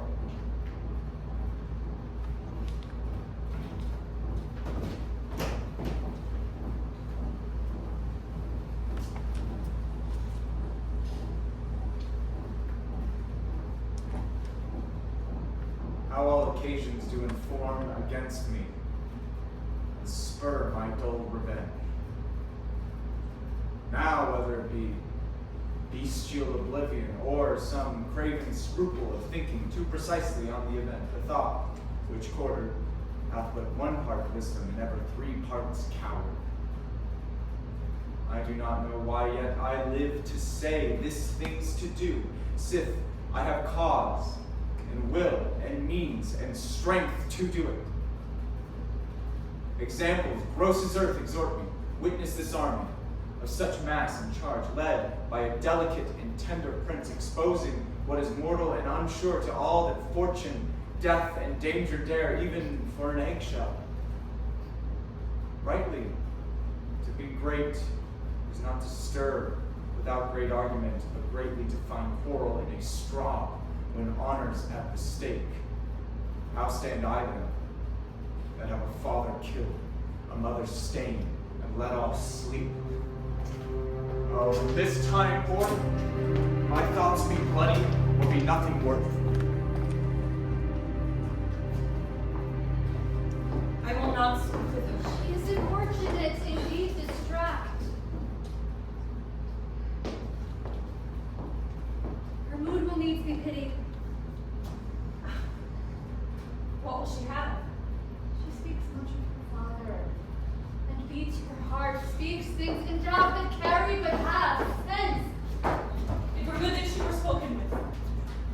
she may strew dangerous conjectures in ill-breeding minds.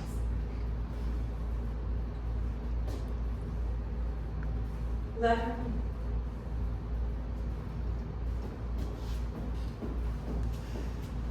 To my sick soul, as sin's true nature is, each toy seems prologue to some greatness.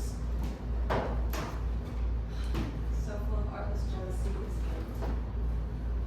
It schools itself inferior to Where is the beauteous majesty of Denmark? How now, Ophelia? He is dead and gone, lady. He is dead and gone. As not a grasping terror at his heels a stone. Nay. Pray you mark. White the shroud as the mountain snow, larded over with sweet flowers, which bewept to the ground did not go in true love showers. Nay, look here. I'll do you, pretty lady. Well, God will do. Lord, we know what we are, but we know not what we may be. Conceit upon her father. But when they ask you what it means, say this. Tomorrow we sing Valentine's Day, all in the morning betime, and I arrayed at your window to be a Valentine. Then he rose and donned his clothes and doffed the chamber door, let in a maid, then out a maid, never departed more. Pretty Indeed, Ophelia. without an oath, I will make an end on it! By Jesus and by Saint Charity, alack, and fie for shame! Young men will do it if they count you and my cock here to blame! How long hath she been thus?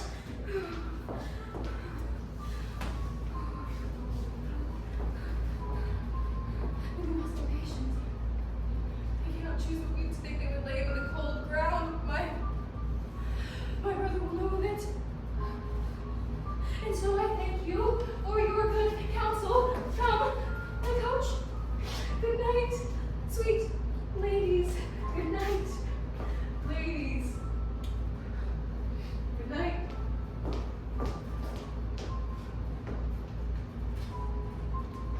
Good night.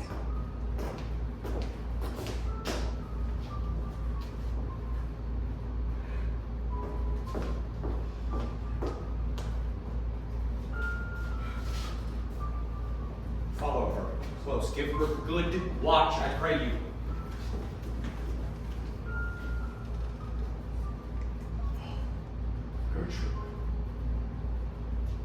Gertrude. When sorrows come, they come not single spies, but in battalions.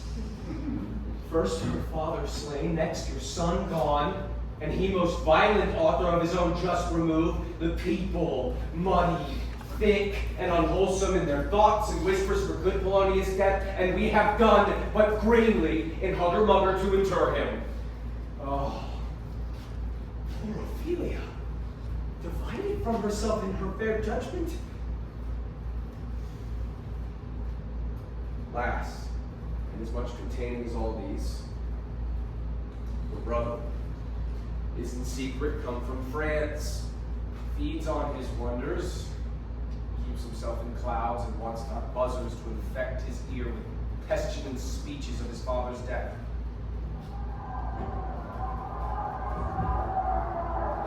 Alack, what noise is this? Stand yourself! My lord, Laertes, in a riotous head, what bears your officers? Around the conquering lord, they cry, choose we, Laertes shall be king.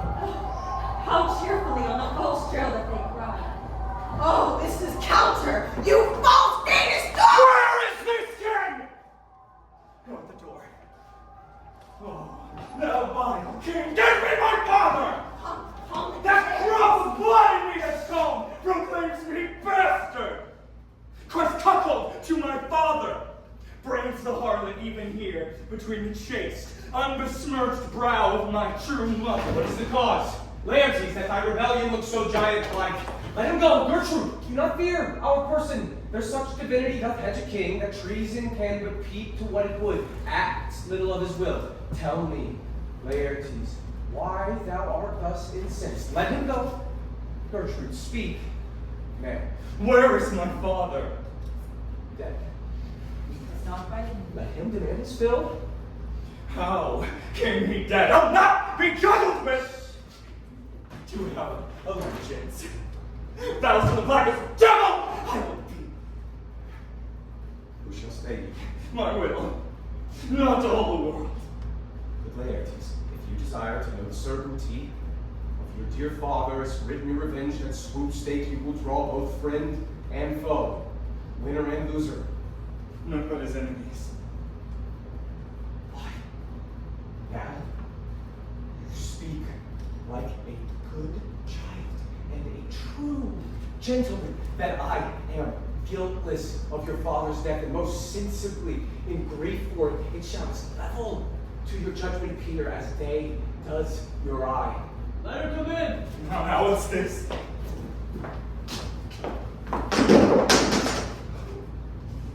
Oh, dear me. Kind sister, sweet Ophelia. Heavens. Is it possible a young maid's wit should be as mortal as an old man's life?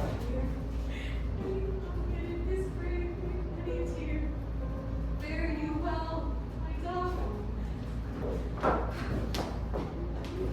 Hadst thou thy wits, didst persuade revenge would not move thus. There is rosemary, that is for remembrance. Pray you love remember there. For pansies, those are for thoughts. As a document in madness, thoughts and remembrance fitted. There is fennel for you and Colton.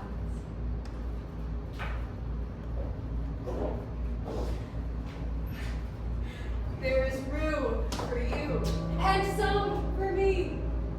We may call it herb of grace a Sundays, but you must wear your rue with a difference.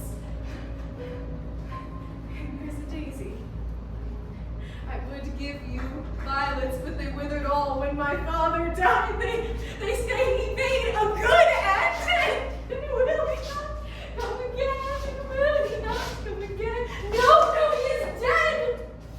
Go to thy deathbed. And may God have mercy on his soul and on all Christian souls. I pray God be with you.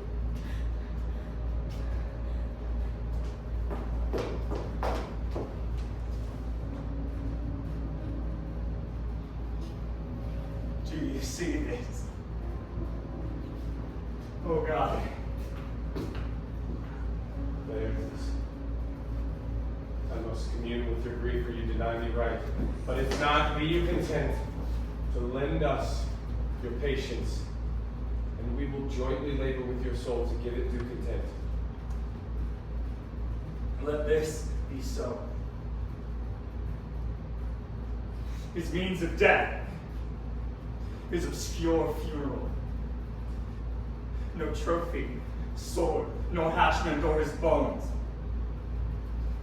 No noble right, no formal ostentation. Cry to be heard. This tore from heaven to earth, that I must call it in question. So you shall. And where the offense is, let the great axe fall. I pray you, go with me.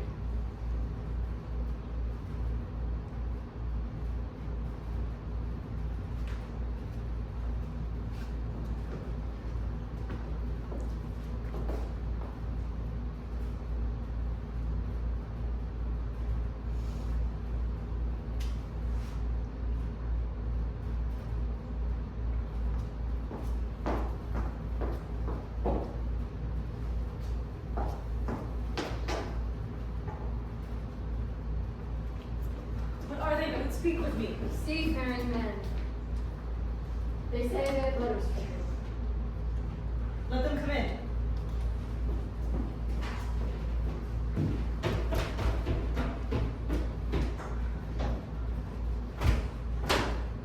God bless you, ma'am. Let him bless thee too. I have a letter for you, ma'am. If your name be Horatio, as I'm led to know it is.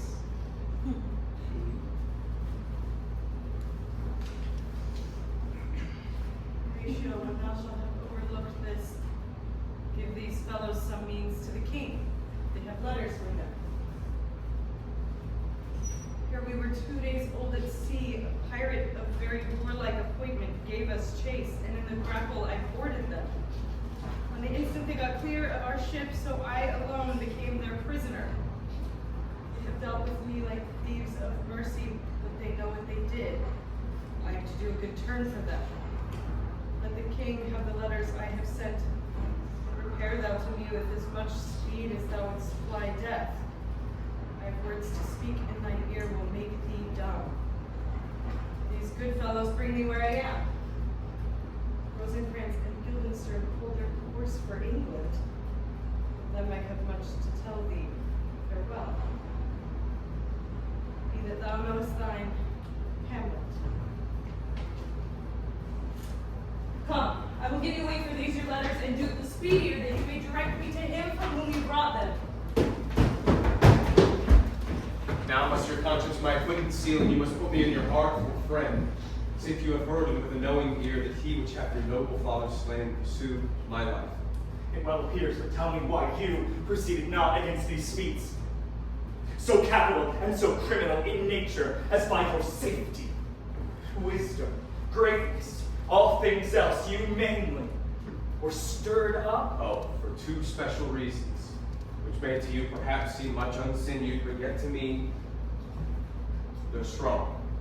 The queen, his mother, lives almost by his looks, and for myself she is so conjunctive to my life and soul that as the star moves not but in his sphere I could not but by her. The other motive why to a public count I might not go is the great love the general gender bearing. And so have I a noble father lost, a sister driven to desperate terms, but my revenge will come. Break not your sleeps, for that you shortly shall hear more. I loved your father, and we love ourselves, and that, I hope, will teach you to imagine that. How now? What news? Letters, my lord, from Hamlet. These, to your majesty, please to me. From Hamlet. Who brought them? Sailors, my lord, I saw them in Laertes, you shall hear them. Yes.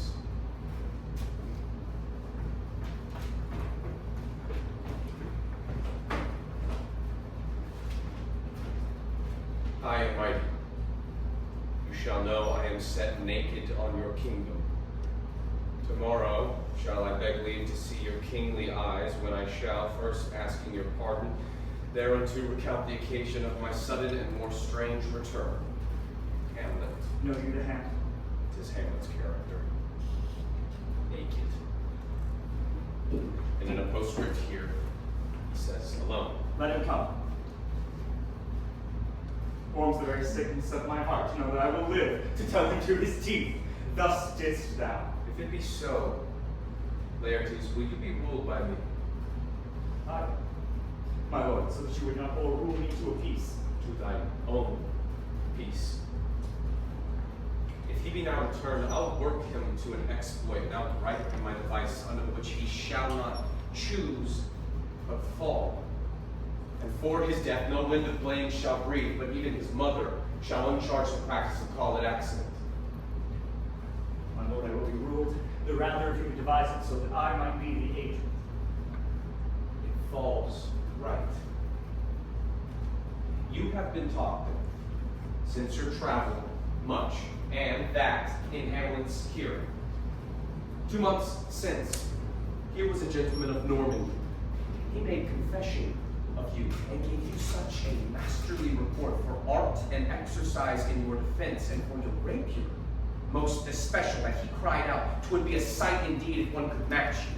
Sir, this report of his made Hamlet so infilled with his envy that he could nothing do but wish and beg your sudden coming over to play with you. Now, out of this. What? Out of this, my lord. Laertes, was your father dear to you?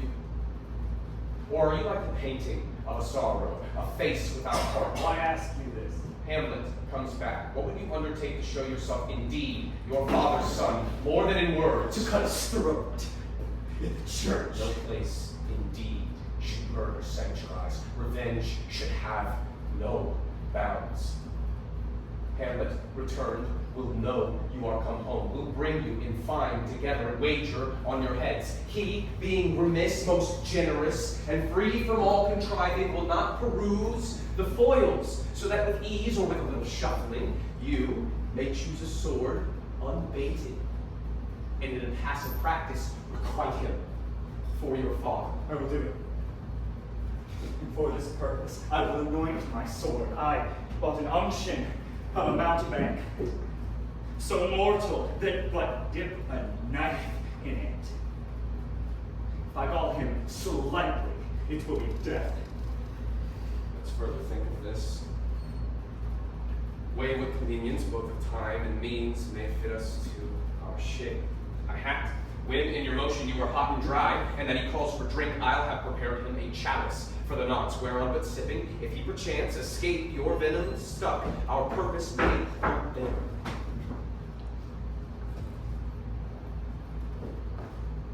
One woe doth tread upon another's heel.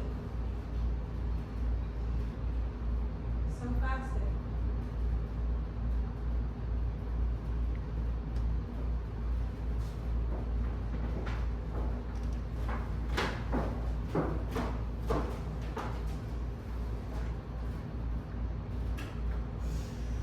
Your sister's drowned, Laertes.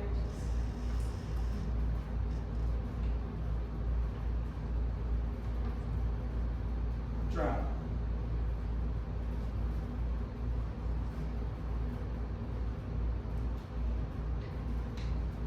Where?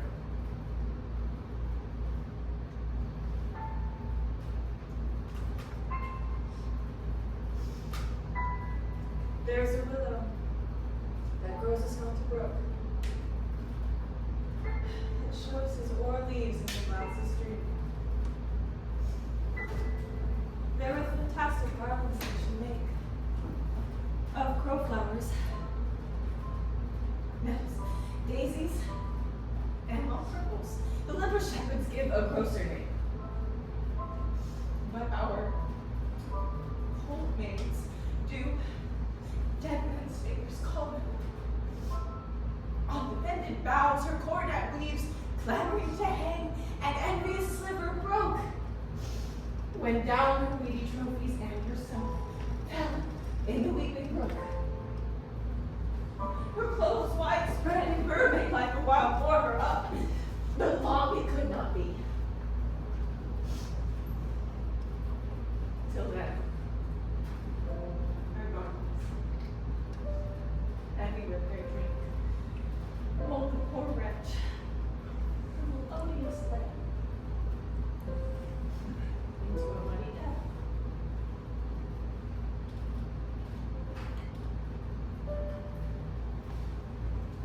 Alas, then she is drowned.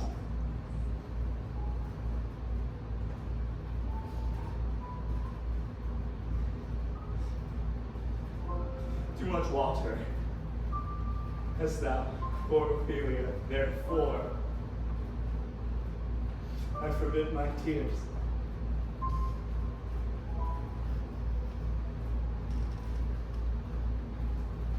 Adieu, my lord. I have speech of fire, fain would blaze, but that this folly drowns.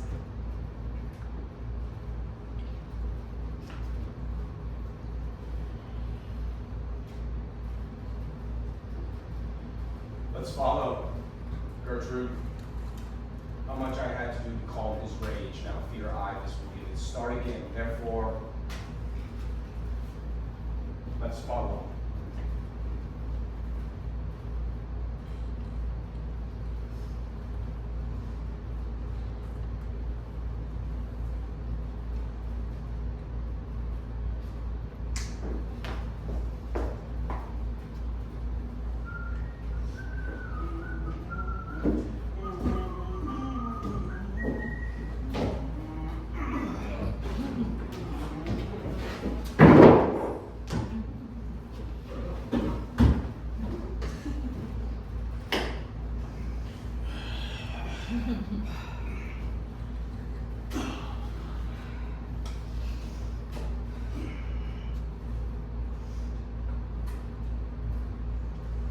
Is she to be buried in Christian burial when she willfully seeks her own salvation? I tell thee, she is. Therefore make her grave straight. The coroner hath sat on her and finds it Christian burial. How can that be? Unless she drowned herself in her own defense. Why, 'tis found so. Unless we say offender, it cannot be else. Nay, but hear you. We have the truth on't. If this had not been a gentlewoman, she should have been buried out of Christian burial. Come, shovel. There are no ancient gentlemen, but gardeners, ditchers, and grave makers. They hold up Adam's profession. Was he a gentleman? He was the first that ever bore arms. Why, he had none. What? Art a heathen? How dost thou understand the scripture? The scripture says Adam digged. Now can he dig without arms? I'll lay another question to thee. Go to. What is he that goes stronger than either the mason, the shipwright, or the carpenter? The gallows maker. For that frame outlives 1,000 tenants.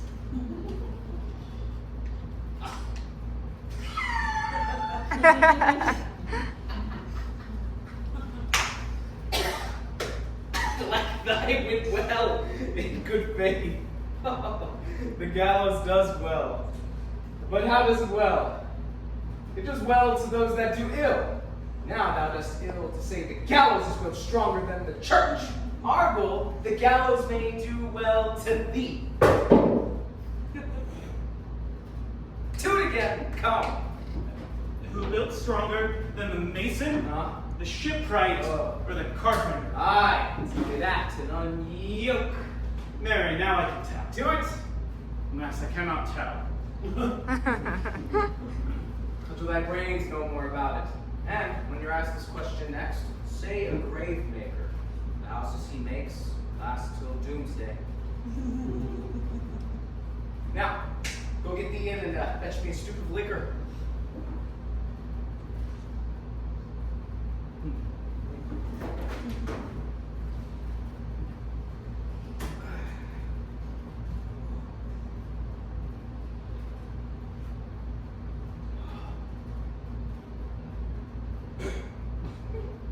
In youth, when I did love, methought it was very sweet to contract. Oh, the time for my behold. Oh, we thought there was a time, but there was nothing of it. Has this fellow no feeling of his business? He sings at grave making. Custom hath made it in him a property of easiness. Whose grave's this, sirrah? Mine, sir! Out a pitch of clay for to be made, for such a guest is meet. I think it be thine indeed, for thou liest in it. Thou dost lie in it, to be in it and say it is thine. 'Tis for the dead, not for the quick. Therefore thou liest. 'Tis a quick lie, sir. 'Twill away again from me to you. What man dost thou take it for? For no man, sir. For what woman then? For none neither. Who is to be buried in it? For one that was a woman, sir, but rest her soul, she's dead. How absolute the knave is. How long hast thou been grave maker?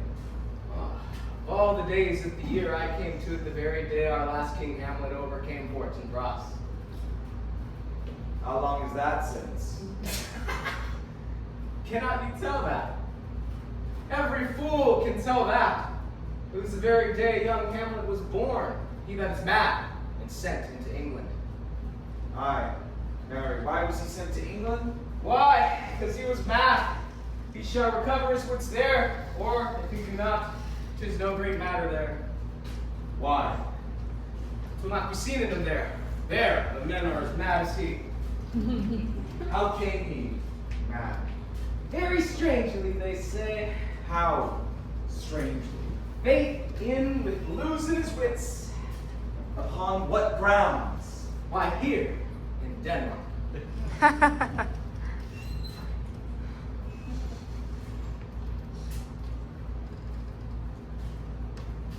How long will a man lie in the earth ere he rot? He not be rotten before he die, as we have many pocky corpses nowadays that will scarce hold the laying in. It will last you some 8 year or 9 year. A tanner will last you 9 year. Why he more than another? Why? Because his hide is so tanned with this trade that he will keep out water a great while. As your water is a horse and care of your horse and dead body.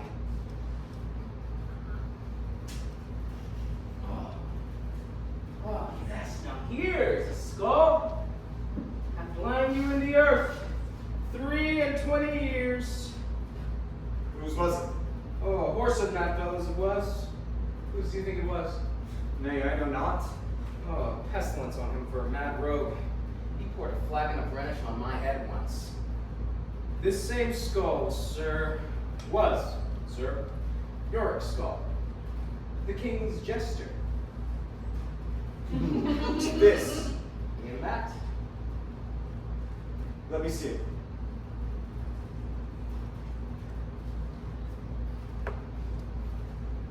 Alas, poor Yorick, I knew him. Horatio, a fellow of infinite jest, of most excellent fancy, he hath borne me on his back 1,000 times.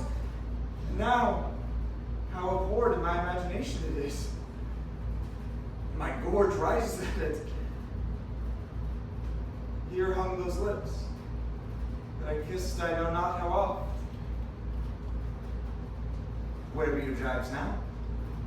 Your gambols, your songs, your flashes of merriment that were wont to set the table on roar. Not one now to mock your own grinning? Quite chapfallen. Now, get you to my lady's chambers and tell her, paint an inch thick, that this favor she must come. Make her laugh at that. I pray thee, Horatio, tell me one thing. What is, my lord?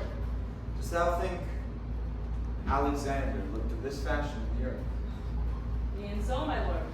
Spelt so? Ah, E'en so. what base uses we may return to Horatio. Why, may not imagination trace the noble dust of Alexander till it find him stopping up a bumble? Twere to consider too curiously, to consider so. No, faith, not a jot. Alexander died. Alexander was buried. Alexander returneth to dust. Dust is earth, of earth we make loam, and whereto of that loam, where he was converted, might he not stop up a beer barrel?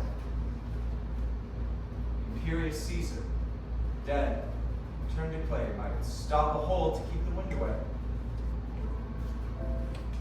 But soft.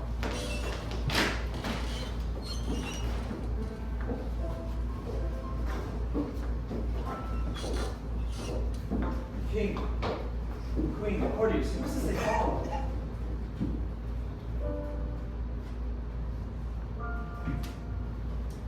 What ceremony else? Her death was doubtful, and but that great commander sways this order. She should in the ground unsanctified been lodged. To the last trumpet.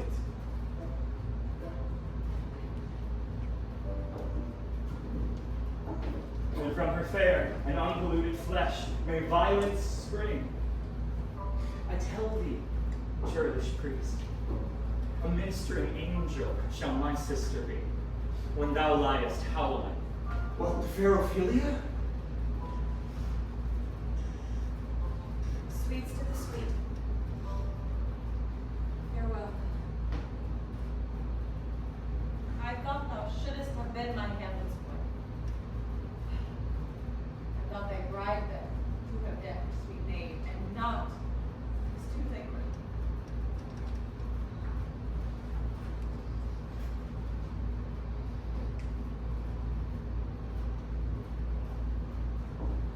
Oh, treble woe. Fall 10 times treble. On that whose cursed head, whose wicked deed thy most ingenious sense to deprive thee of. Hold off the earth a while, till I have caught her once more in mine arms.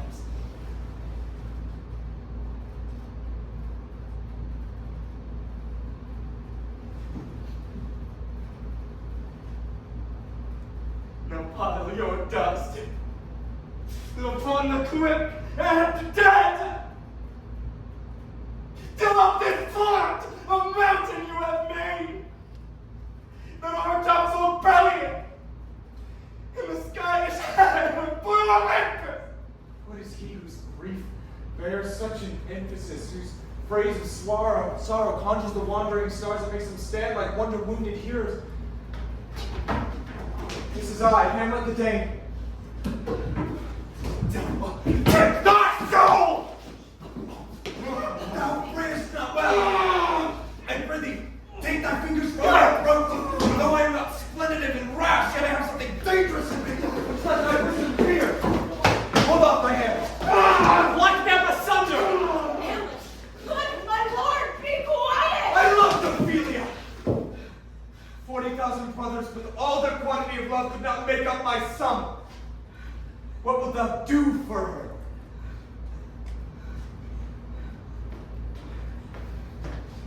I pray you, with Horatio, wait upon her.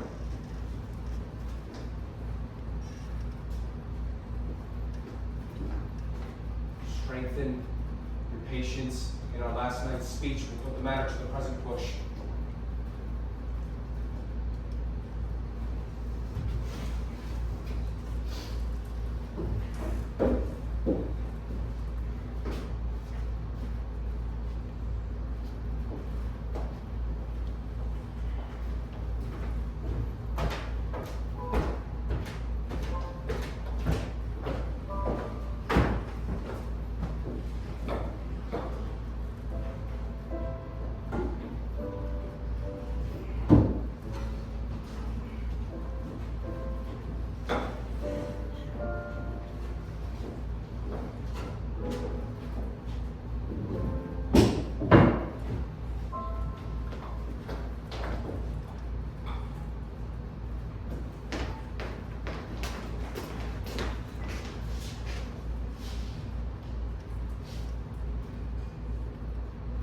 So much for this, sir.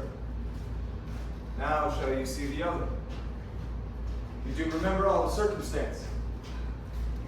Remember, my lord. Sir, in my heart there was a kind of fighting that would not let me sleep rashly, and praise to be rash in sport. That should learn us. There's a divinity that shapes our ends, rough hew them how we will. This is most certain. Up from my cabin, my sea gown scarfed about me. In the dark groped I to find out them. Had my desire, fingered their packet, and in fine withdrew to mine own room again, making so bold my fears forgetting manners to unfold their grand commission, where I found Horatio, a royal knavery, an exact command that, on the supervised, no leisure baited, no, not to stay the grinding of the axe, my head should be struck off. Is it possible? Here's the commission. Read at more leisure, but wilt thou now hear how I didst proceed? I do beseech you. I sat me down, devised a new commission, wrote it fair, an earnest conjuration from the king, that, on the view and knowing of these contents, he should the bearers put to sudden death, not shriving time aloud. So Guildenstern and Rosencrantz go to it. My man, they did make love of this employment. They are not near my conscience. Oh, what a king is this? Does it not, thinkest thou, stand me now upon he that hath killed my king and whored my mother, popped in between the election and my hopes, held out his angle for my proper life, and with such cozenage? Is it not perfect conscience to quit him with this arm? It must be shortly known to him from England what is the issue of the business there. It will be short. The interim is mine. Your lordship is quite welcome back in Denmark. I humbly thank you, sir. Dost thou know this waterfly? No, my good lord. Thy state is more gracious, for 'tis a vice to know him. Sweet lord, if your lordship were at leisure, I should report a thing to you from his majesty. I will receive it with all diligence of spirit. Put your bonnet to its right use. 'Tis for the head. Why, thank your lordship. It is very hot. No. It is very cold. The wind is northerly.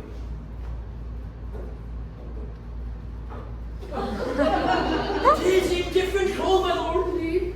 But yet methinks it is very sultry and hot for my complexion. Exceedingly sultry as it were, I cannot tell how.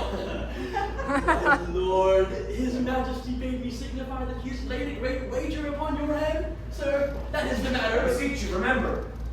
Nay, good my lord. For my ease and good faith, sir. Here is newly come to court Laertes, believe me, an absolute gentleman. I know you are not ignorant of what excellence Laertes is. I mean, with his weapons. What's his weapon? Rapier and dagger. That's two of his weapons, but well. The king hath wagered that in a dozen passes between yourself and him, he shall not exceed you 3 hits, and it would proceed to immediate trial if your lordship would vouchsafe an answer. How if I answer no? I mean the opposition of your person in trial. Sir, I will walk here in the halls. If it please his majesty, let the foils be brought. The gentleman willing. I'll win for him, and I can. If not, I have nothing to gain but my shame and the odd hits. Shall I re-deliver you, Ian so? To this effect, after what flourish your nature will. I commend my duty to your lordship. Yours. You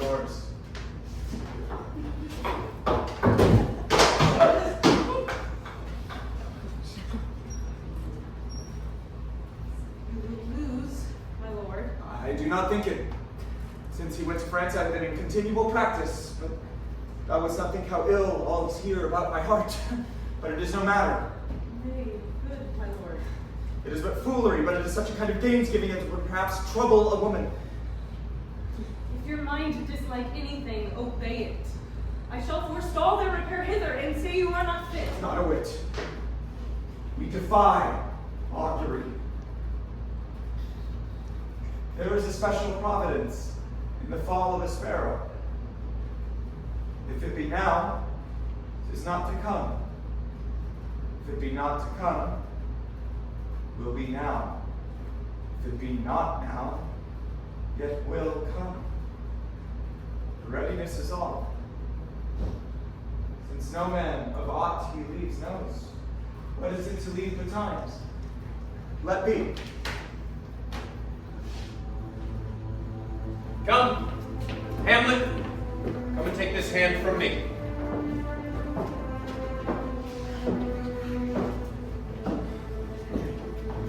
Give me your pardon, sir, as I have done you wrong, but pardon it as you are a gentleman. This presence knows, and you needs must have heard how I am punished with a sore distraction. What I have done, that might your nature, honor, and exception roughly awake, I here proclaim, was madness. I receive your offered love like love and will not wrong it. I embrace it freely. And will this brother's wager frankly play? Come, give us the foils. Come, one for me. I'll be your foil, Laertes. In mine ignorance, your skill shall, like a star in the darkest night, stick fiery off indeed. You mock me, sir. No. By this hand. Give them the foils, young Osric. Cousin Hamlet, you know the wager. Very well, my lord.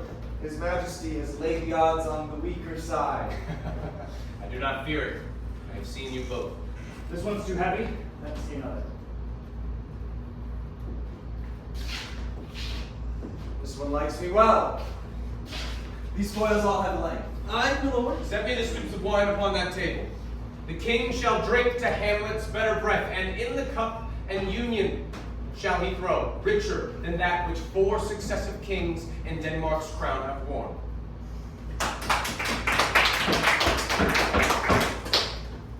Come, sir. Come, my lord.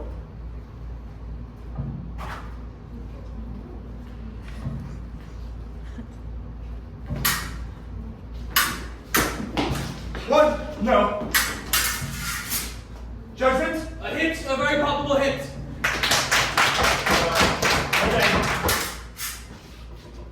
Stay, give me drink. Hamlet, this borough is thine. Here's to thy health. Give him the cup. Set it by a while. I'll play this bout first. Come.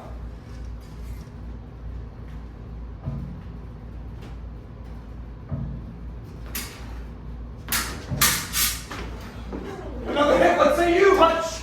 A touch. I do confess. Our son shall win. Stand, brother. Come, Hamlet. Take my napkin, rub thy brows. Good madam. The queen carouses to thy fortune. Hamlet. Gertrude! Do not drink. I will, my lord. I pray you pardon me. I dare not drink yet, madam, by and by. My lord, I'll hit him now. Do not drink. And yet it's almost against my conscience. Come for the third Laertes. You do but dally. I pray you, pass with your best violence. I'm afeard you make a wanton of me. Say you so. Come on.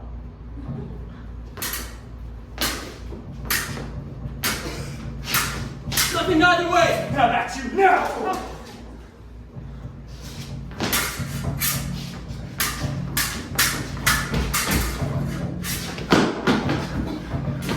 Park them! There and sit there! Come again. Look at the queen there. They bleed on both sides. That was Laertes. Why, as a woodcock in my own spring ostrich. I am justly killed with my own treachery. How does the queen? She swoons to see them bleed. No. No. The drink. The drink. Oh, my sweet Hamlet. The drink. The drink. I am poisoned.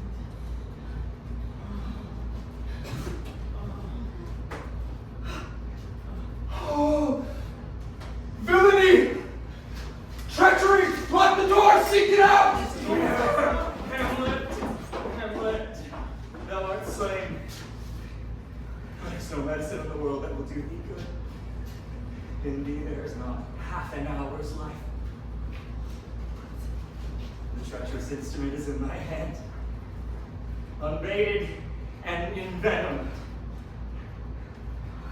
The foul practice has turned itself onto me. Lo, here I lie. Your mother is poisoned. I can no longer. The king is to blame!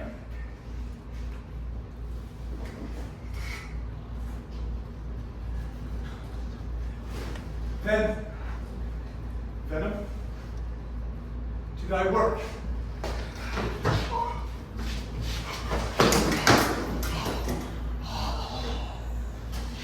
Yet defend me! Friend, I am but hurt. No. Oh, here, thou murderous, incestuous, damned thing! Drink up this potion. Is that a union here? Follow my mother.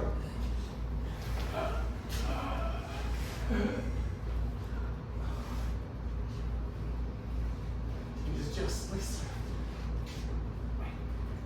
It is a poison tempered by himself. Exchange forgiveness of me, noble Hamlet. Mine and my father's death fall not upon thee, nor thine on me. Heaven make thee free of it.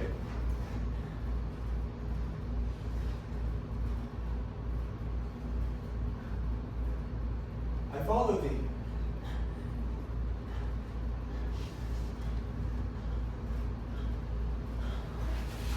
I am dead, Horatio. Wretched queen, adieu. You that tremble and look pale at this chance, that are but mutes and audience to this act. Had I but time, as this fell Sergeant Death is strict in his arrest, I could tell you. But let it be. I am dead, Horatio. Thou livest. Report me and my cause a right to be unsatisfied. Never believe it. I am more anti-Roman than a Dane. You should some liquor left. As thou art a woman, give me the cup. Let go. By heaven, I'll have it.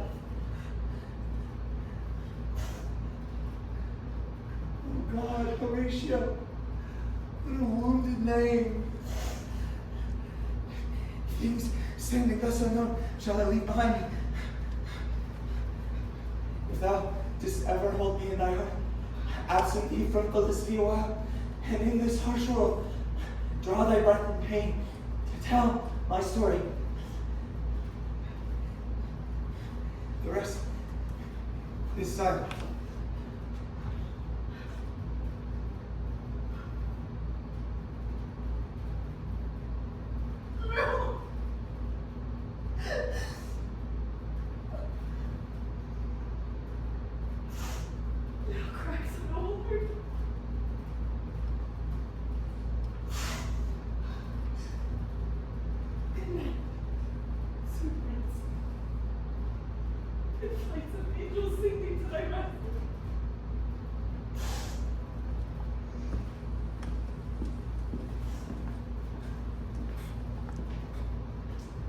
Where is the scythe?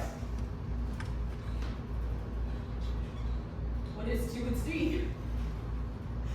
Aught of woe or wonder, cease your search. Where it cries on havoc, O proud death, what feasts in thine eternal cell that cost so many princes at a shot, so readily struck. Since so jump upon this bloody question, you are here arrived.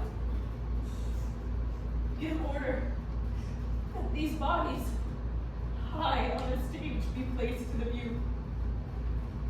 And let me speak to the yet unknowing world how these things came about. So shall you hear of carnal, bloody, unnatural acts, of accidental judgments, casual slaughters, of deaths put on by cunning and forced pause, and in this upshot, purposes mistook falling on the inventors' heads. All this cannot truly deliver. We shall haste to hear it, and call the noblest to the audience. For me, with sorrow, I embrace my fortune. I have some rights of memory in this kingdom, which now to claim my advantage doth invite me. Of this I shall have also cause to speak. And from his mouth whose voice will draw on more. But let the same be presently performed even while men's minds are wild, lest more mischance on plots and errors happen. Let four captains bear Hamlet to the stage like a soldier, for he was likely, had he been put on, to have proven most royal.